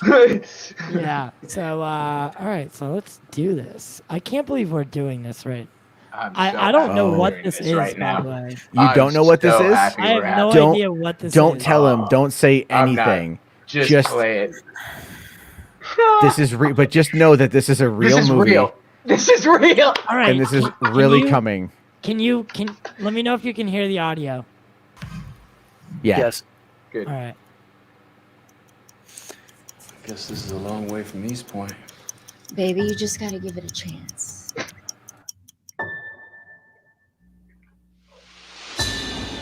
Tell me about your new neighbors. They're black. Do you mind keeping it down? If you don't comply, I'll tell the manager. What the fuck? Somebody's taking off security. Serious. Hi, I am Karen Drexler. I'm your neighbor. You need to be taking your trash cans off the curb right when the trash is picked up. Is she nice? Yeah, she's nice. Wait a minute. We have a white entitled neighbor named Karen. Karen, hey, enjoy yourself. There she is, slaving away in the kitchen. What I've the? come across some very suspected teenagers. There's no way she said that. Can you please Very hurry? suspected. Please, they're very aggressive. Yep. I left my wallet with my ID at home. Leave us alone. We didn't do anything. How the heck did you end up moving to this neighborhood? Next thing you know, we have criminals. You take care of him, and I will take care of her. Would you mind stepping out of the car? My office has uncovered some disturbing information on her and her brother. She doesn't like black people. We have a search warrant. Well, I'm black. I know. She doesn't like you either. I want to sell the house. What I do? You can't tell me, huh? We are living next door to a racist. You went in her house? You wouldn't want your wife to know our little secret, right? There's not standard police procedure back there. What do we have here? Did he have sex with her? Everything looks like that. What is You happening? people are very angry. Shut your mouth, boy. Bad things happen to people that don't comply. What the fuck is this? Bad things happen when people don't comply. What was that? Oh, that is a real movie. What? Okay, was so that? here's I think this actually kind of just validated and proved a point I was trying to make earlier. I think all of the things that movie is trying to say are probably valid, but they are being delivered in a very poor manufactured, What does this mean, by the way? like slam down your throat way. Yeah. But it also was so bad that it was actually pretty Not even. Yeah, not even that. My It's update. What does that mean? It's probably a virus. Don't click on it. Well, hold on, because there's actually a Quora thing for this. It's I guess it's any film title in the Tamil language that is getting a good trending in what the fuck? All right, a movie named Valley Mai is an upcoming Tamil language action thriller film. Oh, so you want an update on that? I guess I don't know. I don't know if we're the Valley guys Mai, for that. right? Yeah, I'm not Yeah. sure. Yeah, I'm not sure if we're the guys for Yeah. that. I mean, like, Is it a Bollywood movie? I guess. Yeah, I know it's. I mean, the Tamil. I don't know what Tamil language. Or Tamil Nadu. I don't. Oh man. You know, you like to think you know geography, right? You like to think you know these things. Yeah, And then I'll tell you what though, guy. If we have time for it, I'll get to it. Oh, it's it. Because I did just watch that, whatever that was, and you know what? I gotta give anything's better than that. Yeah, it's like the southernmost state of India. So it's well, it's one of the southern states of India. As long as you subscribe to the channel, we'll do it and become a member. I'll do it. I'll watch whatever you want. You pay me money. Yep. And also subscribe to $3 Theater and Into the West Comics, guys. As always. All right, so Austin, I'm gonna let you lead the charge here. Okay? Oh man, didn't you guys think that was brilliant? Absolutely brilliant. No. I'm not talking about that. I'm talking about the Dave Bautista. We're moving on from Karen because I never want to talk about that ever again. No, I think everyone's going to be talking about that when it comes out finally. Everybody's going to be talking about that. I have no idea what what was that. It kind of reminds me of what was that that movie with Octavia Spencer? Ma? Yeah, that's what it was called. That's there's also like Lakeview Terrace, that one with Sam Jackson. Yeah, but that's this movie with the neighbor and he's the cop. But this movie clearly is not in earnest. Like whoever made this is like doing it with a wink and a nudge, and I think the same thing with Ma. I don't remember off the top of my head who made Lakeview Terrace, but that was like completely earnest. Like they were dead serious the whole time. There's nothing goofy about it. That's why I didn't like associate that with that. Right. Yeah. Well, the thing is, like, if you look at Karen, the style of which the movie was shot and the way the trailer was cut together does make you think that they are trying to capitalize on or very much emulate Get Out. They're trying to play up that angle. But the thing with Get Out is Get Out had a message it wanted to send. This one is just like entitled white women. They kind of suck. And it's and they're dangerous. Sure, they're dangerous, I guess, when they're backed into their ultra-rich suburban white corner. I don't know. Yeah, I like the one scene where she's calling the cops on the kids. Yeah, while they're recording suspicious. her. Yeah, that was such a Karen moment. There's no way that this movie is made like completely like seriously, like whoever made this movie, there's no way the casting, the wig, there's no way that this is intended to be taken completely seriously. I could be wrong. Well, I mean, the thing is, though, it seems like there might be like a twist thriller in there with her brother and the cop. I don't know. Or it's just that bad that I have to say that, so I give the movie a little bit of leeway.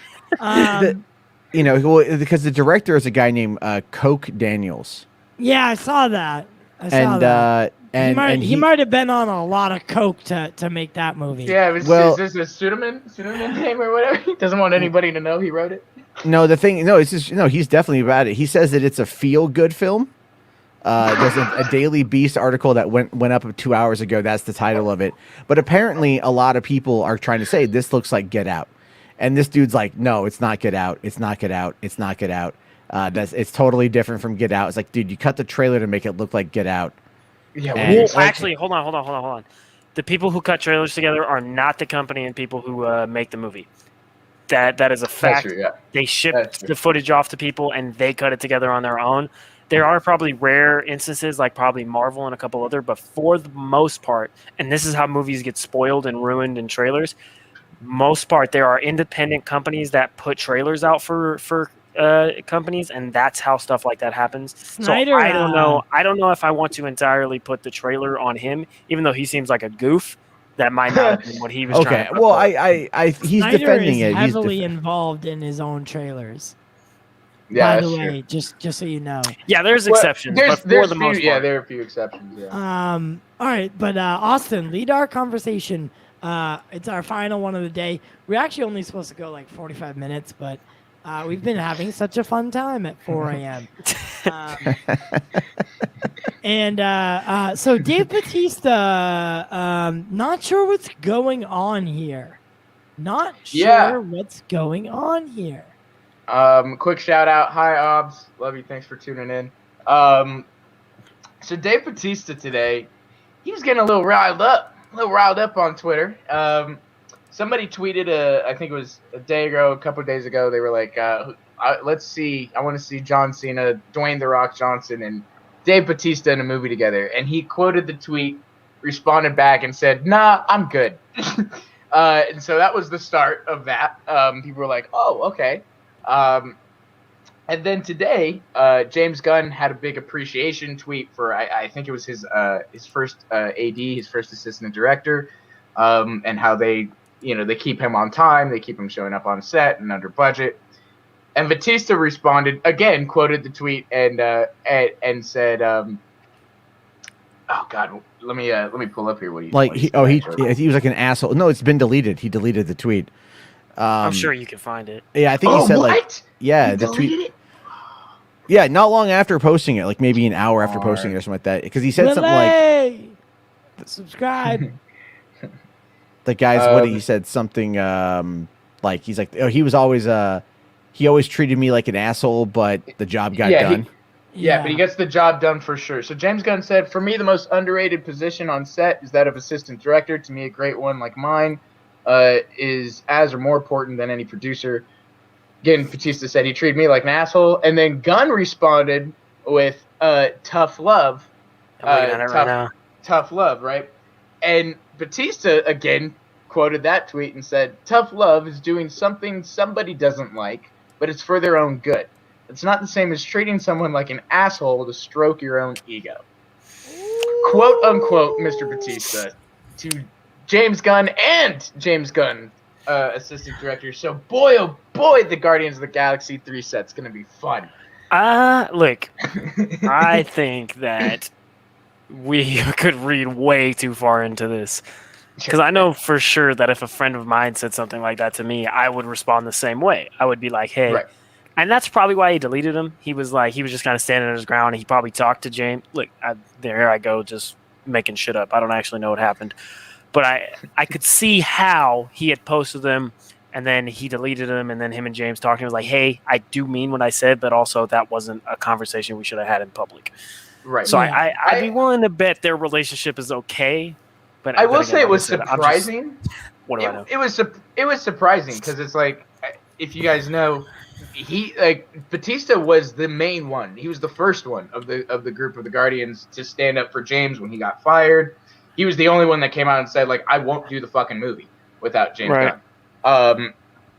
And so I that's for me where I was like, "Oh, okay, this is interesting, right?" You have what I thought these two guys were on very, very good terms. That maybe there may be some feathers rustled, because I know too that James wanted Dave for the Suicide Squad, and Dave gave that up for Snyder's Army of the Dead.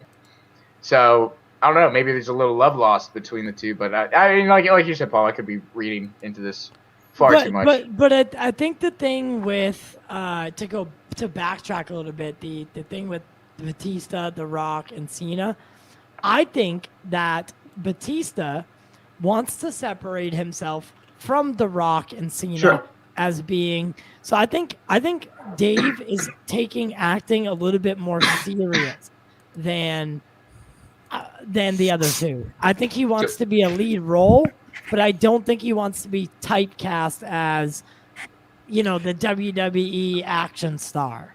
But then he runs into WB and says, "I want to be Bane." Yeah. So this is where, like, my opinion kind of turns out, right? I love Dave Bautista. I think he's great, and I totally see where he's coming from, right? Like, being in the WWE, you get wrestled into these type roles, and you want to expand. He wants to actually be a part of the craft and not just like I'll be honest. It doesn't look like Dwayne Johnson is out for any Oscars anytime soon, right? He's going to go fight a tornado or a tsunami or skyscrapers or whatever the hell else he's going to do. Or a giant. He fights a giant alligator, like literally. A giant alligator, yeah. Like, I mean, I could only imagine that he went after like a tornado. I could see him doing, because I've made Twister the joke. 2. Yeah, I know. I've made the joke about the Rock franchise jumping until he gets something that he wants, and that's why in my mind, essentially, he's not really a movie star. He's an entertainer, but he's not a movie star because he's very. I don't view him as being loyal. I'm not saying that as a negative. I mean, he's definitely out for himself. There's a reason why he's not in Fast and Furious 9. And because he wanted Hobbs and Shaw to be the big thing, and Hobbs and Shaw fell short. Yeah. It did. Yeah. It did. It fell short, but I mean, clearly, it still made a lot of money. But they want to bring them back for the last 2 movies, and then but I could see with the renewed interest in Twister recently because it just hit like 30 years or 25 years or something like that. You could see him doing the Twister movie. Yeah, it's all like, here comes whatever company did Twister, like Fox, I think, or whatever. It doesn't matter. They're like, we're gonna do Twister 2, and then all of a sudden, The Rock's like, "Which y'all doing Twister 2?" Yeah, because he signed up like to do Big Trouble in Little China 2. Yeah. Yep, I saw that. Right. I do know that. I'm just saying. Like every time you look at what this guy does, it's like that ain't against him. It ain't against him. But it's like I get into. He's got And Jumanji 1 did really well, 970 million worldwide. I mean, that's really good for that. And then they did Jumanji 2, and it dropped by 170 million dollars at the end of the day. And it's like no one's clamoring for Jumanji 3 because Jack Black apparently is retiring from acting. And Is he? Yeah, I read that a while back. And But then again, he just got cast. But he just got cast in something, so it's like whatever. Well, he's doing a voice role for Borderlands. Oh, okay. Oh, yeah, he's Claptrap. He's voice Claptrap. acting, Yeah. Oh, that's cool. That's cool. I love That's going to be good. I thought Kevin Hart was Claptrap at first. I'm like, that makes sense. Yeah, because Kevin Hart's not funny. I'm just gonna say it. I think he's got funny, but I understand. He's on and off. Like, I mean, see how that isn't your brand of comedy. My brand of comedy is very different. But then again, it's not that Kevin Hart can't be funny. I just find Kevin Hart's like the over the topness. It just gets old after a while because Kevin Hart plays the same character in like every movie. You know, there's exceptions. I think there's his exceptions. stand-up is way better than his Yeah. actual Stand-up acting. is awesome. His stand-up think is his very good. I stand-up went to a has live gone show. down. I Way haven't, down. but I went to a live show around 2018 at the Mandalay Bay Event Center, and it was very good. He was very, very funny. But I do agree, his movie roles I don't find very funny. Yeah, He's I just don't really this watch a lot of babbling, screaming idiot. Yeah, it's just okay, Kevin, can you do that thing, the high pitched thing? Oh, you mean every other scene? Yeah, just do that. Yeah, we paid you $20 million. Do the thing. He's this Do the very thing. Chris Tucker. Yeah, he's Chris. I know. I would much rather have Chris Tucker back because I just listen. I miss Smokey. All right, like I'm a '90s kid. I grew up watching Friday. Yeah. Right. Yeah. Also, was it Ruby Rod? Man, give us a sequel to the Fifth Element. You know. But the thing is, I don't dislike either Kevin Hart or The Rock. I just find their career choices to be, very much about the hustle, and there's nothing wrong with that. I think if anything, Kevin's starting to stretch himself. He's doing movies like Fatherhood, and even though they're comedies and stuff, he's trying to lean more into. He did that one with Bryan Cranston. Yep. The Upside or whatever. And that was just a remake of a French movie called The Untouchables. Right. Oh, really? No, sorry. The Intouchables, I think is what it was called. That was. I didn't know that. That was the Oscar-winning foreign movie of the year. And they just remade it into The Upside. I have some things that I think is going to make probably Ty and Austin mad. I don't know if it'll make Jarbo mad, but I like Dave Bautista, and I think he's been good in things, and I think he plays Drax very well.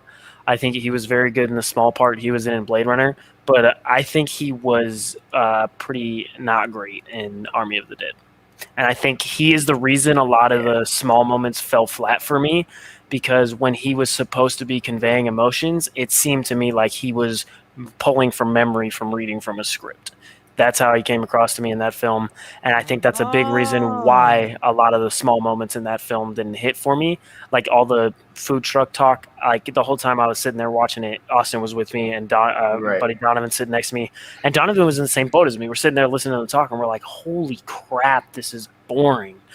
and it's technically on paper it works. It should work, but the chemistry between the two and the way Bautista is delivering the lines, and his counterpart, the chick, wasn't. I blame the daughter. The daughter was. Yeah, but I think they were both bad. I think they were both bad. I will say I don't know how his career as a tour de force actor is going to go, especially if he's not great. In a movie like I think he's got a way up advantage than like I think The Rock or Cena. Oh, he's better than The Rock. He's got Dune. He's got all of these other movies that I think. And he's working with Denny. Yeah, I can never. Is big. Yeah, Villeneuve. Yeah, Villeneuve. And then I mean, because the first 7 minutes of Blade Runner that everyone talks about was also a Villeneuve film. So whatever he's going to be in Dune, I think we're going to be able to get out of that. You make a good point, because a lot of actors sometimes they find their groove under a certain director. The way they direct them, they're able to free themselves up and feel better.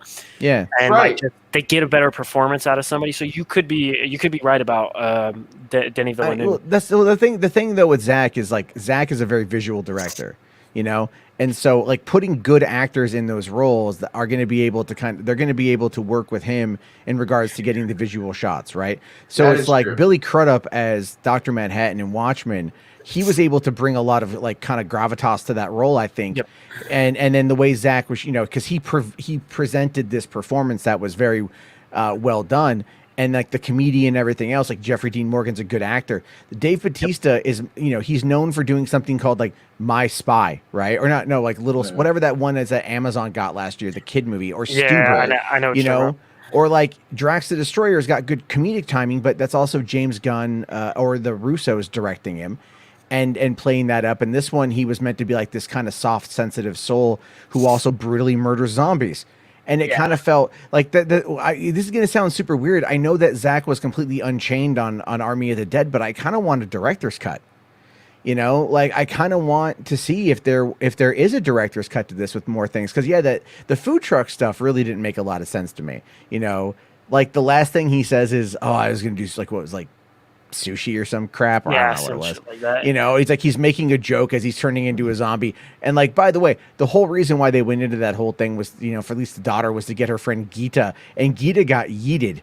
Gita got yeeted right in that helicopter crash, and there was like not even a Gita. It was like, she dead, man. Like it's like the whole reason I went in there, but forget about it. Yeah, it was like there's elements of it where I like Army of the Dead quite a bit, but it is very much like what it is. I did not enjoy that movie very much. I didn't hate it.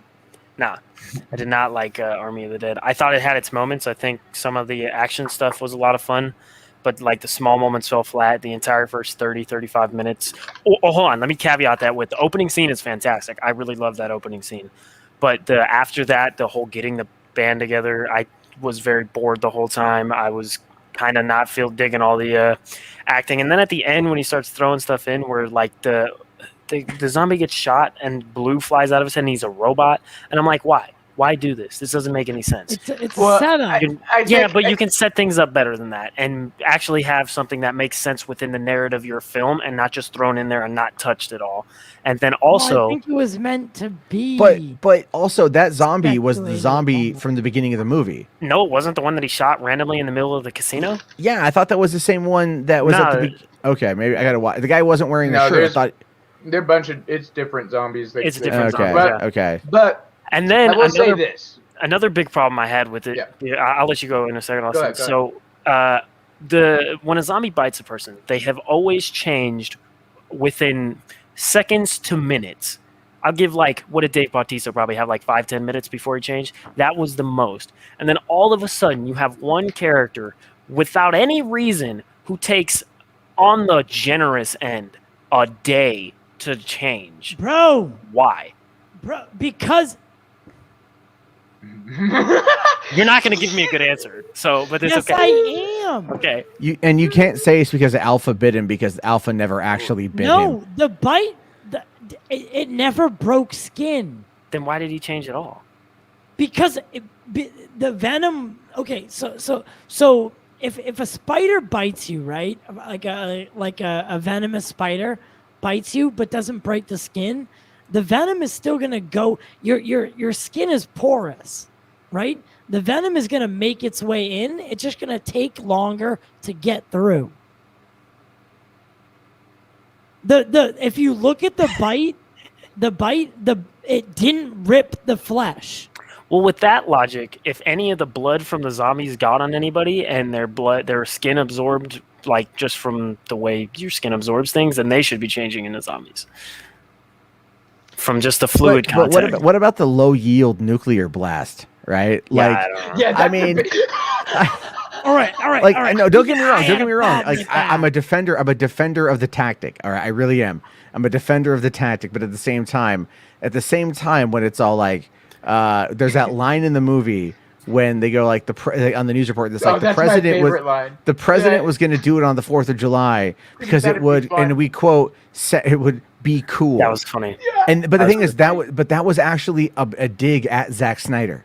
That was a self-referential dig at Zack, because Zack is known as saying like, yeah, why? Because he'll tell you like if you ask him why he did something, he'll go, it was cool. It seemed cool. Yeah. That's funny. And I can confirm that. I asked him at Comic-Con one time. I wanted to know about the battle cam sequence from 300, like what technology they used to shoot through to do like that morphing technique.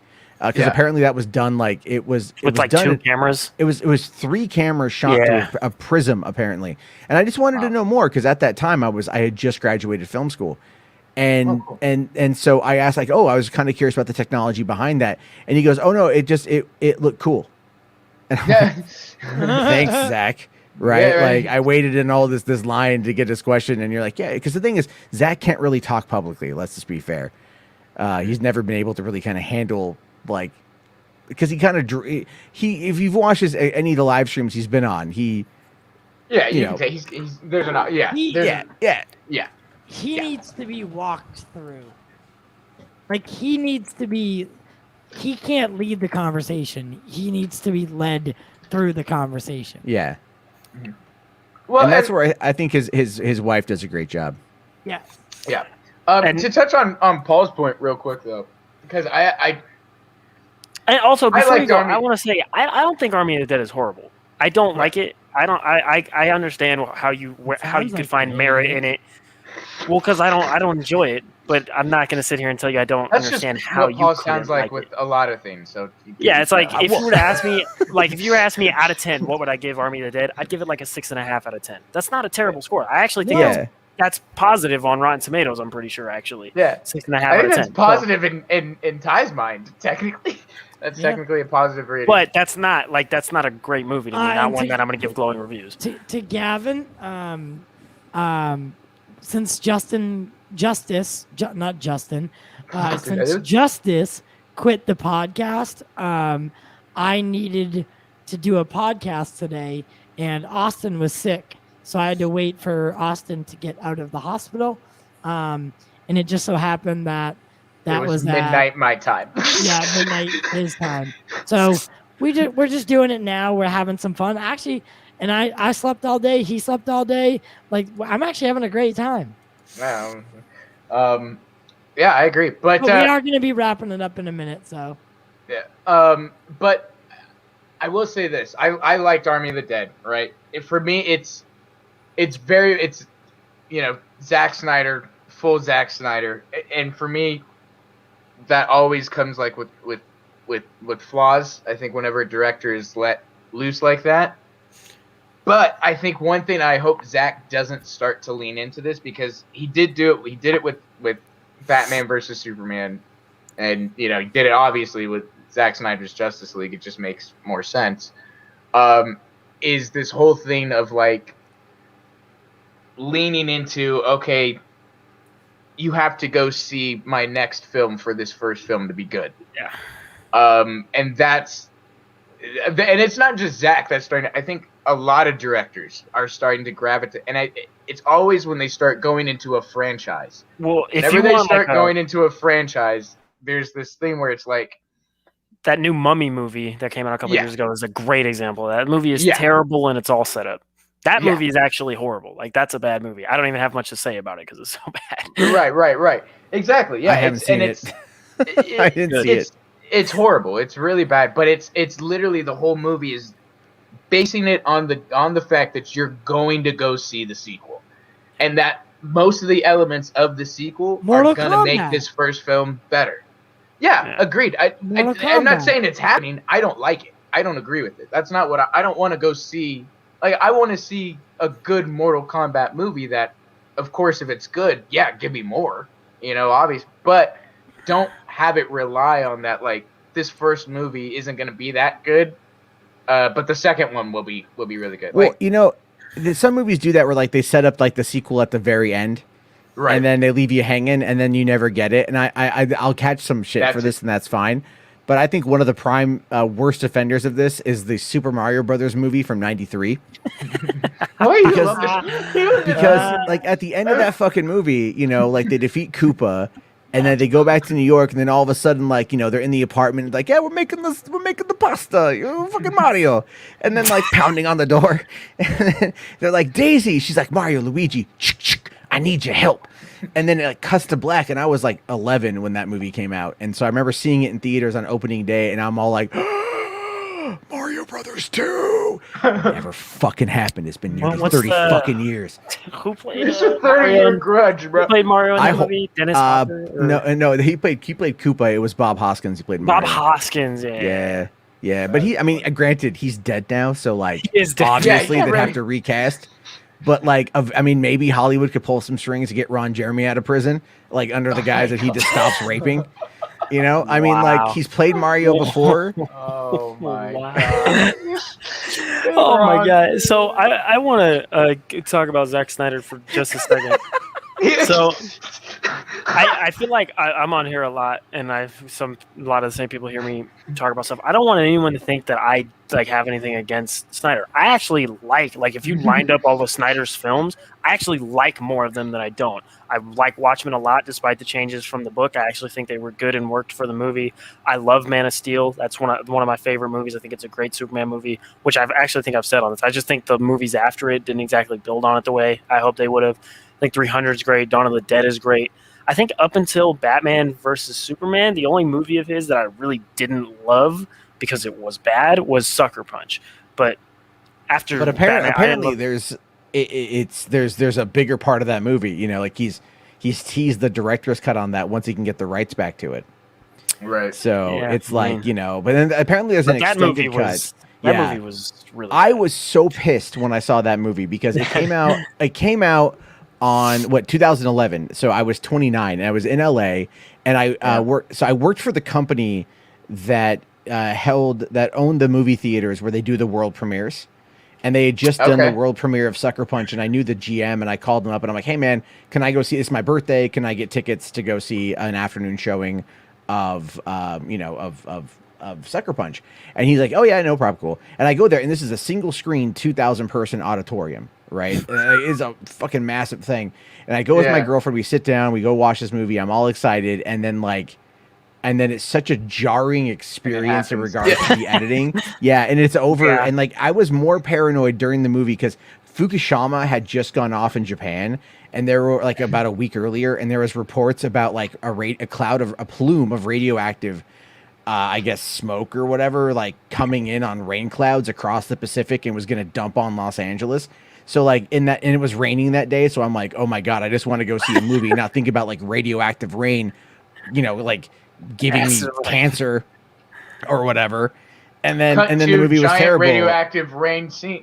Yeah. Then the movie wasn't great. And I'm all like, well, can I just get cancer now and die? Cause that would be better. No, I'm kidding. You know what's funny? I say, because when I was in the academy for Metro out here, I had gotten pepper sprayed for our training. The day I went and saw New Mutants, and I went and saw that with Frank from the podcast. I'm sure Austin's heard me say this before. And I got pepper sprayed that day. And I went and saw New Mutants, and the joke I always tell them, I was like, getting the worst part of the day for my eyes that day was the movie, not getting pepper sprayed. Not the pepper spray. That's why the other day on your show when you're like, hey, what's a sequel you guys want? I threw up New Mutants 2, man. It's your favorite. Me talking about it. Yeah. Was it bad? Because it has its moments. It was not as bad as everyone makes it out to be. I'm being hyperbolic. It's like Dark Phoenix. It's not as bad as everyone makes it out. I think the ending of Dark Phoenix, that last act on the train was just like epic. You guys want to know a secret? The only superhero movie I have never watched is Dark Phoenix. I've never seen it. Oh, it's actually not bad. It's not haven't bad. seen it Yeah, either. it's really not bad. It's better than Last Stand. I'll tell you that. Yeah. You know, I mean, because the only reason why Last Stand would be regarded as higher is because it has like the original cast in it. Right. But this one's got like, I mean, granted, like, you know, you don't really believe that it's the 1990s at this point because we started off in the 1960s. Yeah. And each movie has been a different decade, but no And one Jennifer has really Lawrence looks aged. Nobody exactly the same. ages. Oh no, she looks worse now. I mean, well, because in 2011 for First Class, she was kind Notice of how the makeup. Notice how Yeah, the makeup yeah, got the makeup, worse but- each time. because like the thing is like Jennifer Lawrence was I'll catch it. She was a bit thicker earlier in her career. All right, if you go watch like The Beaver, She was. and, No, she was. and you watch like Winners Silver like, Linings up Playbook until and like stuff. like up until Winners, she was a bit and nothing wrong with that. Jennifer Lawrence is a very attractive woman. You know, and but she was kind of thicker in that movie, and then like she progressed. Like you go to Days of Future Past, and that was post. You know, what was it? That was Catching Fire, post Catching Fire. You know, like the Hunger Games stuff. She was at peak physical condition. And then she just hated wearing the makeup. And so what you get to Apocalypse and she spends like 90% of the movie, you know, out of character, out of makeup. And then you get the Dark Phoenix. It's literally just her face and hands, you know, and it's just, and then she's like, And she died. I think I've and seen the it's- beginning. I she think the only dies. part of She that movie dies. I've seen is when Yeah. she dies. It's like towards the Dies, beginning, yeah. right? but her death was okay. And then it was all right. The death was okay. Maybe I have seen parts of Dark Phoenix. But I'll tell you this, I and haven't. Ty, maybe you'll agree with me on Dark Phoenix. Like when it got to the end shot of the movie when they were playing chess, and like I started feeling very nostalgic at that point, and feeling very much like I don't want this to end. Yeah. Because I know that I'm never gonna see these characters like this again. And the thing is, like, I love Patrick Stewart and you know, Ian McKellen, and I love James McAvoy and Michael Fassbender. And it's like I've spent 20 years watching ultimately these kind of characters. I get it. And I'm just never gonna see him again. And this, you know, and like, and it hit me kind of like Logan hit me at the end. Not as powerful because Logan was like, I was gonna say Logan made me cry. yeah, and people are like, oh, Indiana Jones 5 is gonna suck. It's like if you've not seen Logan, you pieces of shit. Yeah, It's gonna be. No, I think it's gonna be no. That's gonna be He's dark. actually right about I'll have to watch it like all the way about through. Dark Phoenix because you know there were problems with Dark Phoenix, but the problems can simply, like with any comic book film, suspend a little belief, right? Yeah. Suspend a little belief. Simon Kinberg directed it, right? Yeah. Yep. Go in, temper your expectations, have a good time. Turn your brain off. Turn Heard. your brain off, have a good time, and just enjoy it for what it is. Jennifer Lawrence gets killed. We don't need to worry about her. It's in the trailer. It's like literally It is. in the trailer. Maybe that's where I saw it. Maybe that's why you I would have seen it in the trailer. It was- Probably. But guys, we are gonna have to wrap it up. I am very sorry, Paul. I do need you to hang out after, because we need to have a private chat. But Matt, you are You're in always trouble. welcome back. Always, always, always. Yeah, thanks for having me on, man. I was of I course. passed out for a couple hours. I was playing Skyrim, and I just the heat was so much that I just kind of passed out. And I woke up. I'm like, oh, you guys are what the fuck you doing live? Yeah. East Coaster. Yeah. That's not my problem. I think a real. It's not my No, it's good times, man. Good times and everything else. Thank you guys for having me.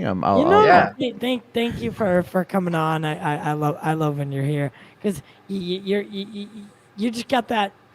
You're easy to talk to, and I really enjoy it was nice to meet you and talk It's to you. fun, man. It's always fun. No, I appreciate. Thank you guys very much. It's always I like to talk to people that are like really into the same nerd shit. Yeah. But it's like not always like, did you know what Zack Snyder did today? Yeah, exactly. So hey, much did that- you know that Zach made muffins this morning? If you want a yeah. podcast that Who barely ever cares? talks about Zack Snyder, go watch mine. We don't talk about Snyder that much. That's That's, true, right? like I don't read a lot of comics, so for me, I'm always lost on the We talk about comics at the end of our podcast. Yeah, Okay. Well, I see Into the It's West about Comics is wise, so I gotta. Yeah, we talk Yeah. about them. We If can you help want you get to, up to date. hey, if you want to go to a channel where they talk about what Zack Snyder makes for breakfast, I shouldn't do this. Film Junkie, Be good. good. Chris Juan Swenson, Four Nerds. All right, thank you. He did it for you. No, and I know I'm not, and I mean, I know everyone, and I like everyone. I'm just No, giving me them a too. hard time, me but too. it's me too. you know, But that's what they talk about. So it's like I could just like like I could just imagine there being like a news drop. It's all like breaking news. Enosh. Yeah, Enosh. Oh no, and him and I have gotten into it. We've gotten into it like publicly. Yeah. Like we've got like to the point of where his wife has on stream last week referred to me and she was like, "Oh yeah, no, well I won't." She's like, "I don't derail streams," and I'm not. And she's like criticized me for being negative about, and it was about. And I'm like, for one, like I'm generally really positive. But I'll be honest about my opinion about things, and I I have an understanding, I believe, of the industry, and I'm like, but really what it is they're saying that I was negative about like the Snyder Cut because Enosh is like, you don't know what's not happening, and I'm all like, yeah, I do. It's like it's not hard to look at everything that's going on, but and as much as I love Enosh, it's like that group of people have a financial vested interest. Yes. In keeping that conversation afloat, and that is not like they're not doing doomcock levels of shit where they're literally inventing things. They're trying to keep hope alive, and there's nothing wrong with that. There's nothing wrong with that. But there is going to come a day when the Zack Snyder conversation for the DCEU is over. No, whether we like it or not, it's either going to A, happen and eventually will end, or B, it's not going to happen and it will end. Yeah, that's a good way of putting it. Well, I can tell you exactly what day that was. It was the day after the Snyder Cut came out on HBO Max, because they never called him. They both Debbie and Zach have confirmed I know, but all that stuff. We could get into this. Yeah, we should. That's another hour. That's another hour. We'll invite you back maybe next Saturday, and we'll finish this conversation. I think the merger might change things in a certain sense. But guys, we really do have to end it. Thank you all for showing up tonight. I know it's a really weird hour to do any streams or anything like that, for us at least. But guys, as always, I hate saying guys. Humans of all humans. Make sure to smash the like. If you're listening to the replay, follow us on all podcast platforms, whichever one you are listening on. And if you're on Apple, be kind enough to review the show. We lost all of our reviews after a debacle. So if you could review and rate the show, that would really help us out. Other than that, subscribe to the channel on YouTube and go in the description. Find all of our links for social media. We're on TikTok now. We're hipsters. We're on TikTok. We're doing TikTok videos. We're cool. We do the dances that the girls do. What's the one? We shake your ass. Nope. Twerking. I twerk. I get into it. So wow. I mean, like I understand like the grind, but that's the grind. That's literally. So someone needs to send Ty while we're stripper plugging pole. that, my OnlyFans is now up, guys. Yeah. No. On a serious note, though, in July. In July, we're starting our Live in July event, and it is to raise money for breast cancer. Nice. I lost my mother to breast cancer a couple months ago, so we're going to be having multiple guests throughout the month. Each week, I think we have 2 guests planned, all really cool people from inside film, whether they're actors, VFX, voice actors. We got them all. Stuntmen, maybe. I don't want to give away anything, but so July is going to be fun. But we ask that you donate to breast cancer. All of our channel membership fees and all of our super chats will go towards the donation, and then we'll have a GoFundMe that you can donate to as well. All of the money earned throughout the month will go to breast cancer, and I think it's going to be really fun. You guys are all welcome to tune in, welcome to donate, and we do it for you. We do it for the culture, guys. Let's do a round of plugs. We'll start with Jarbo.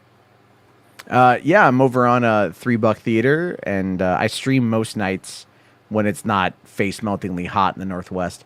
And yeah, and then I put out, I don't know, other crap that you may like or not like, but check out the live streams because I swear a lot. Okay. That's it.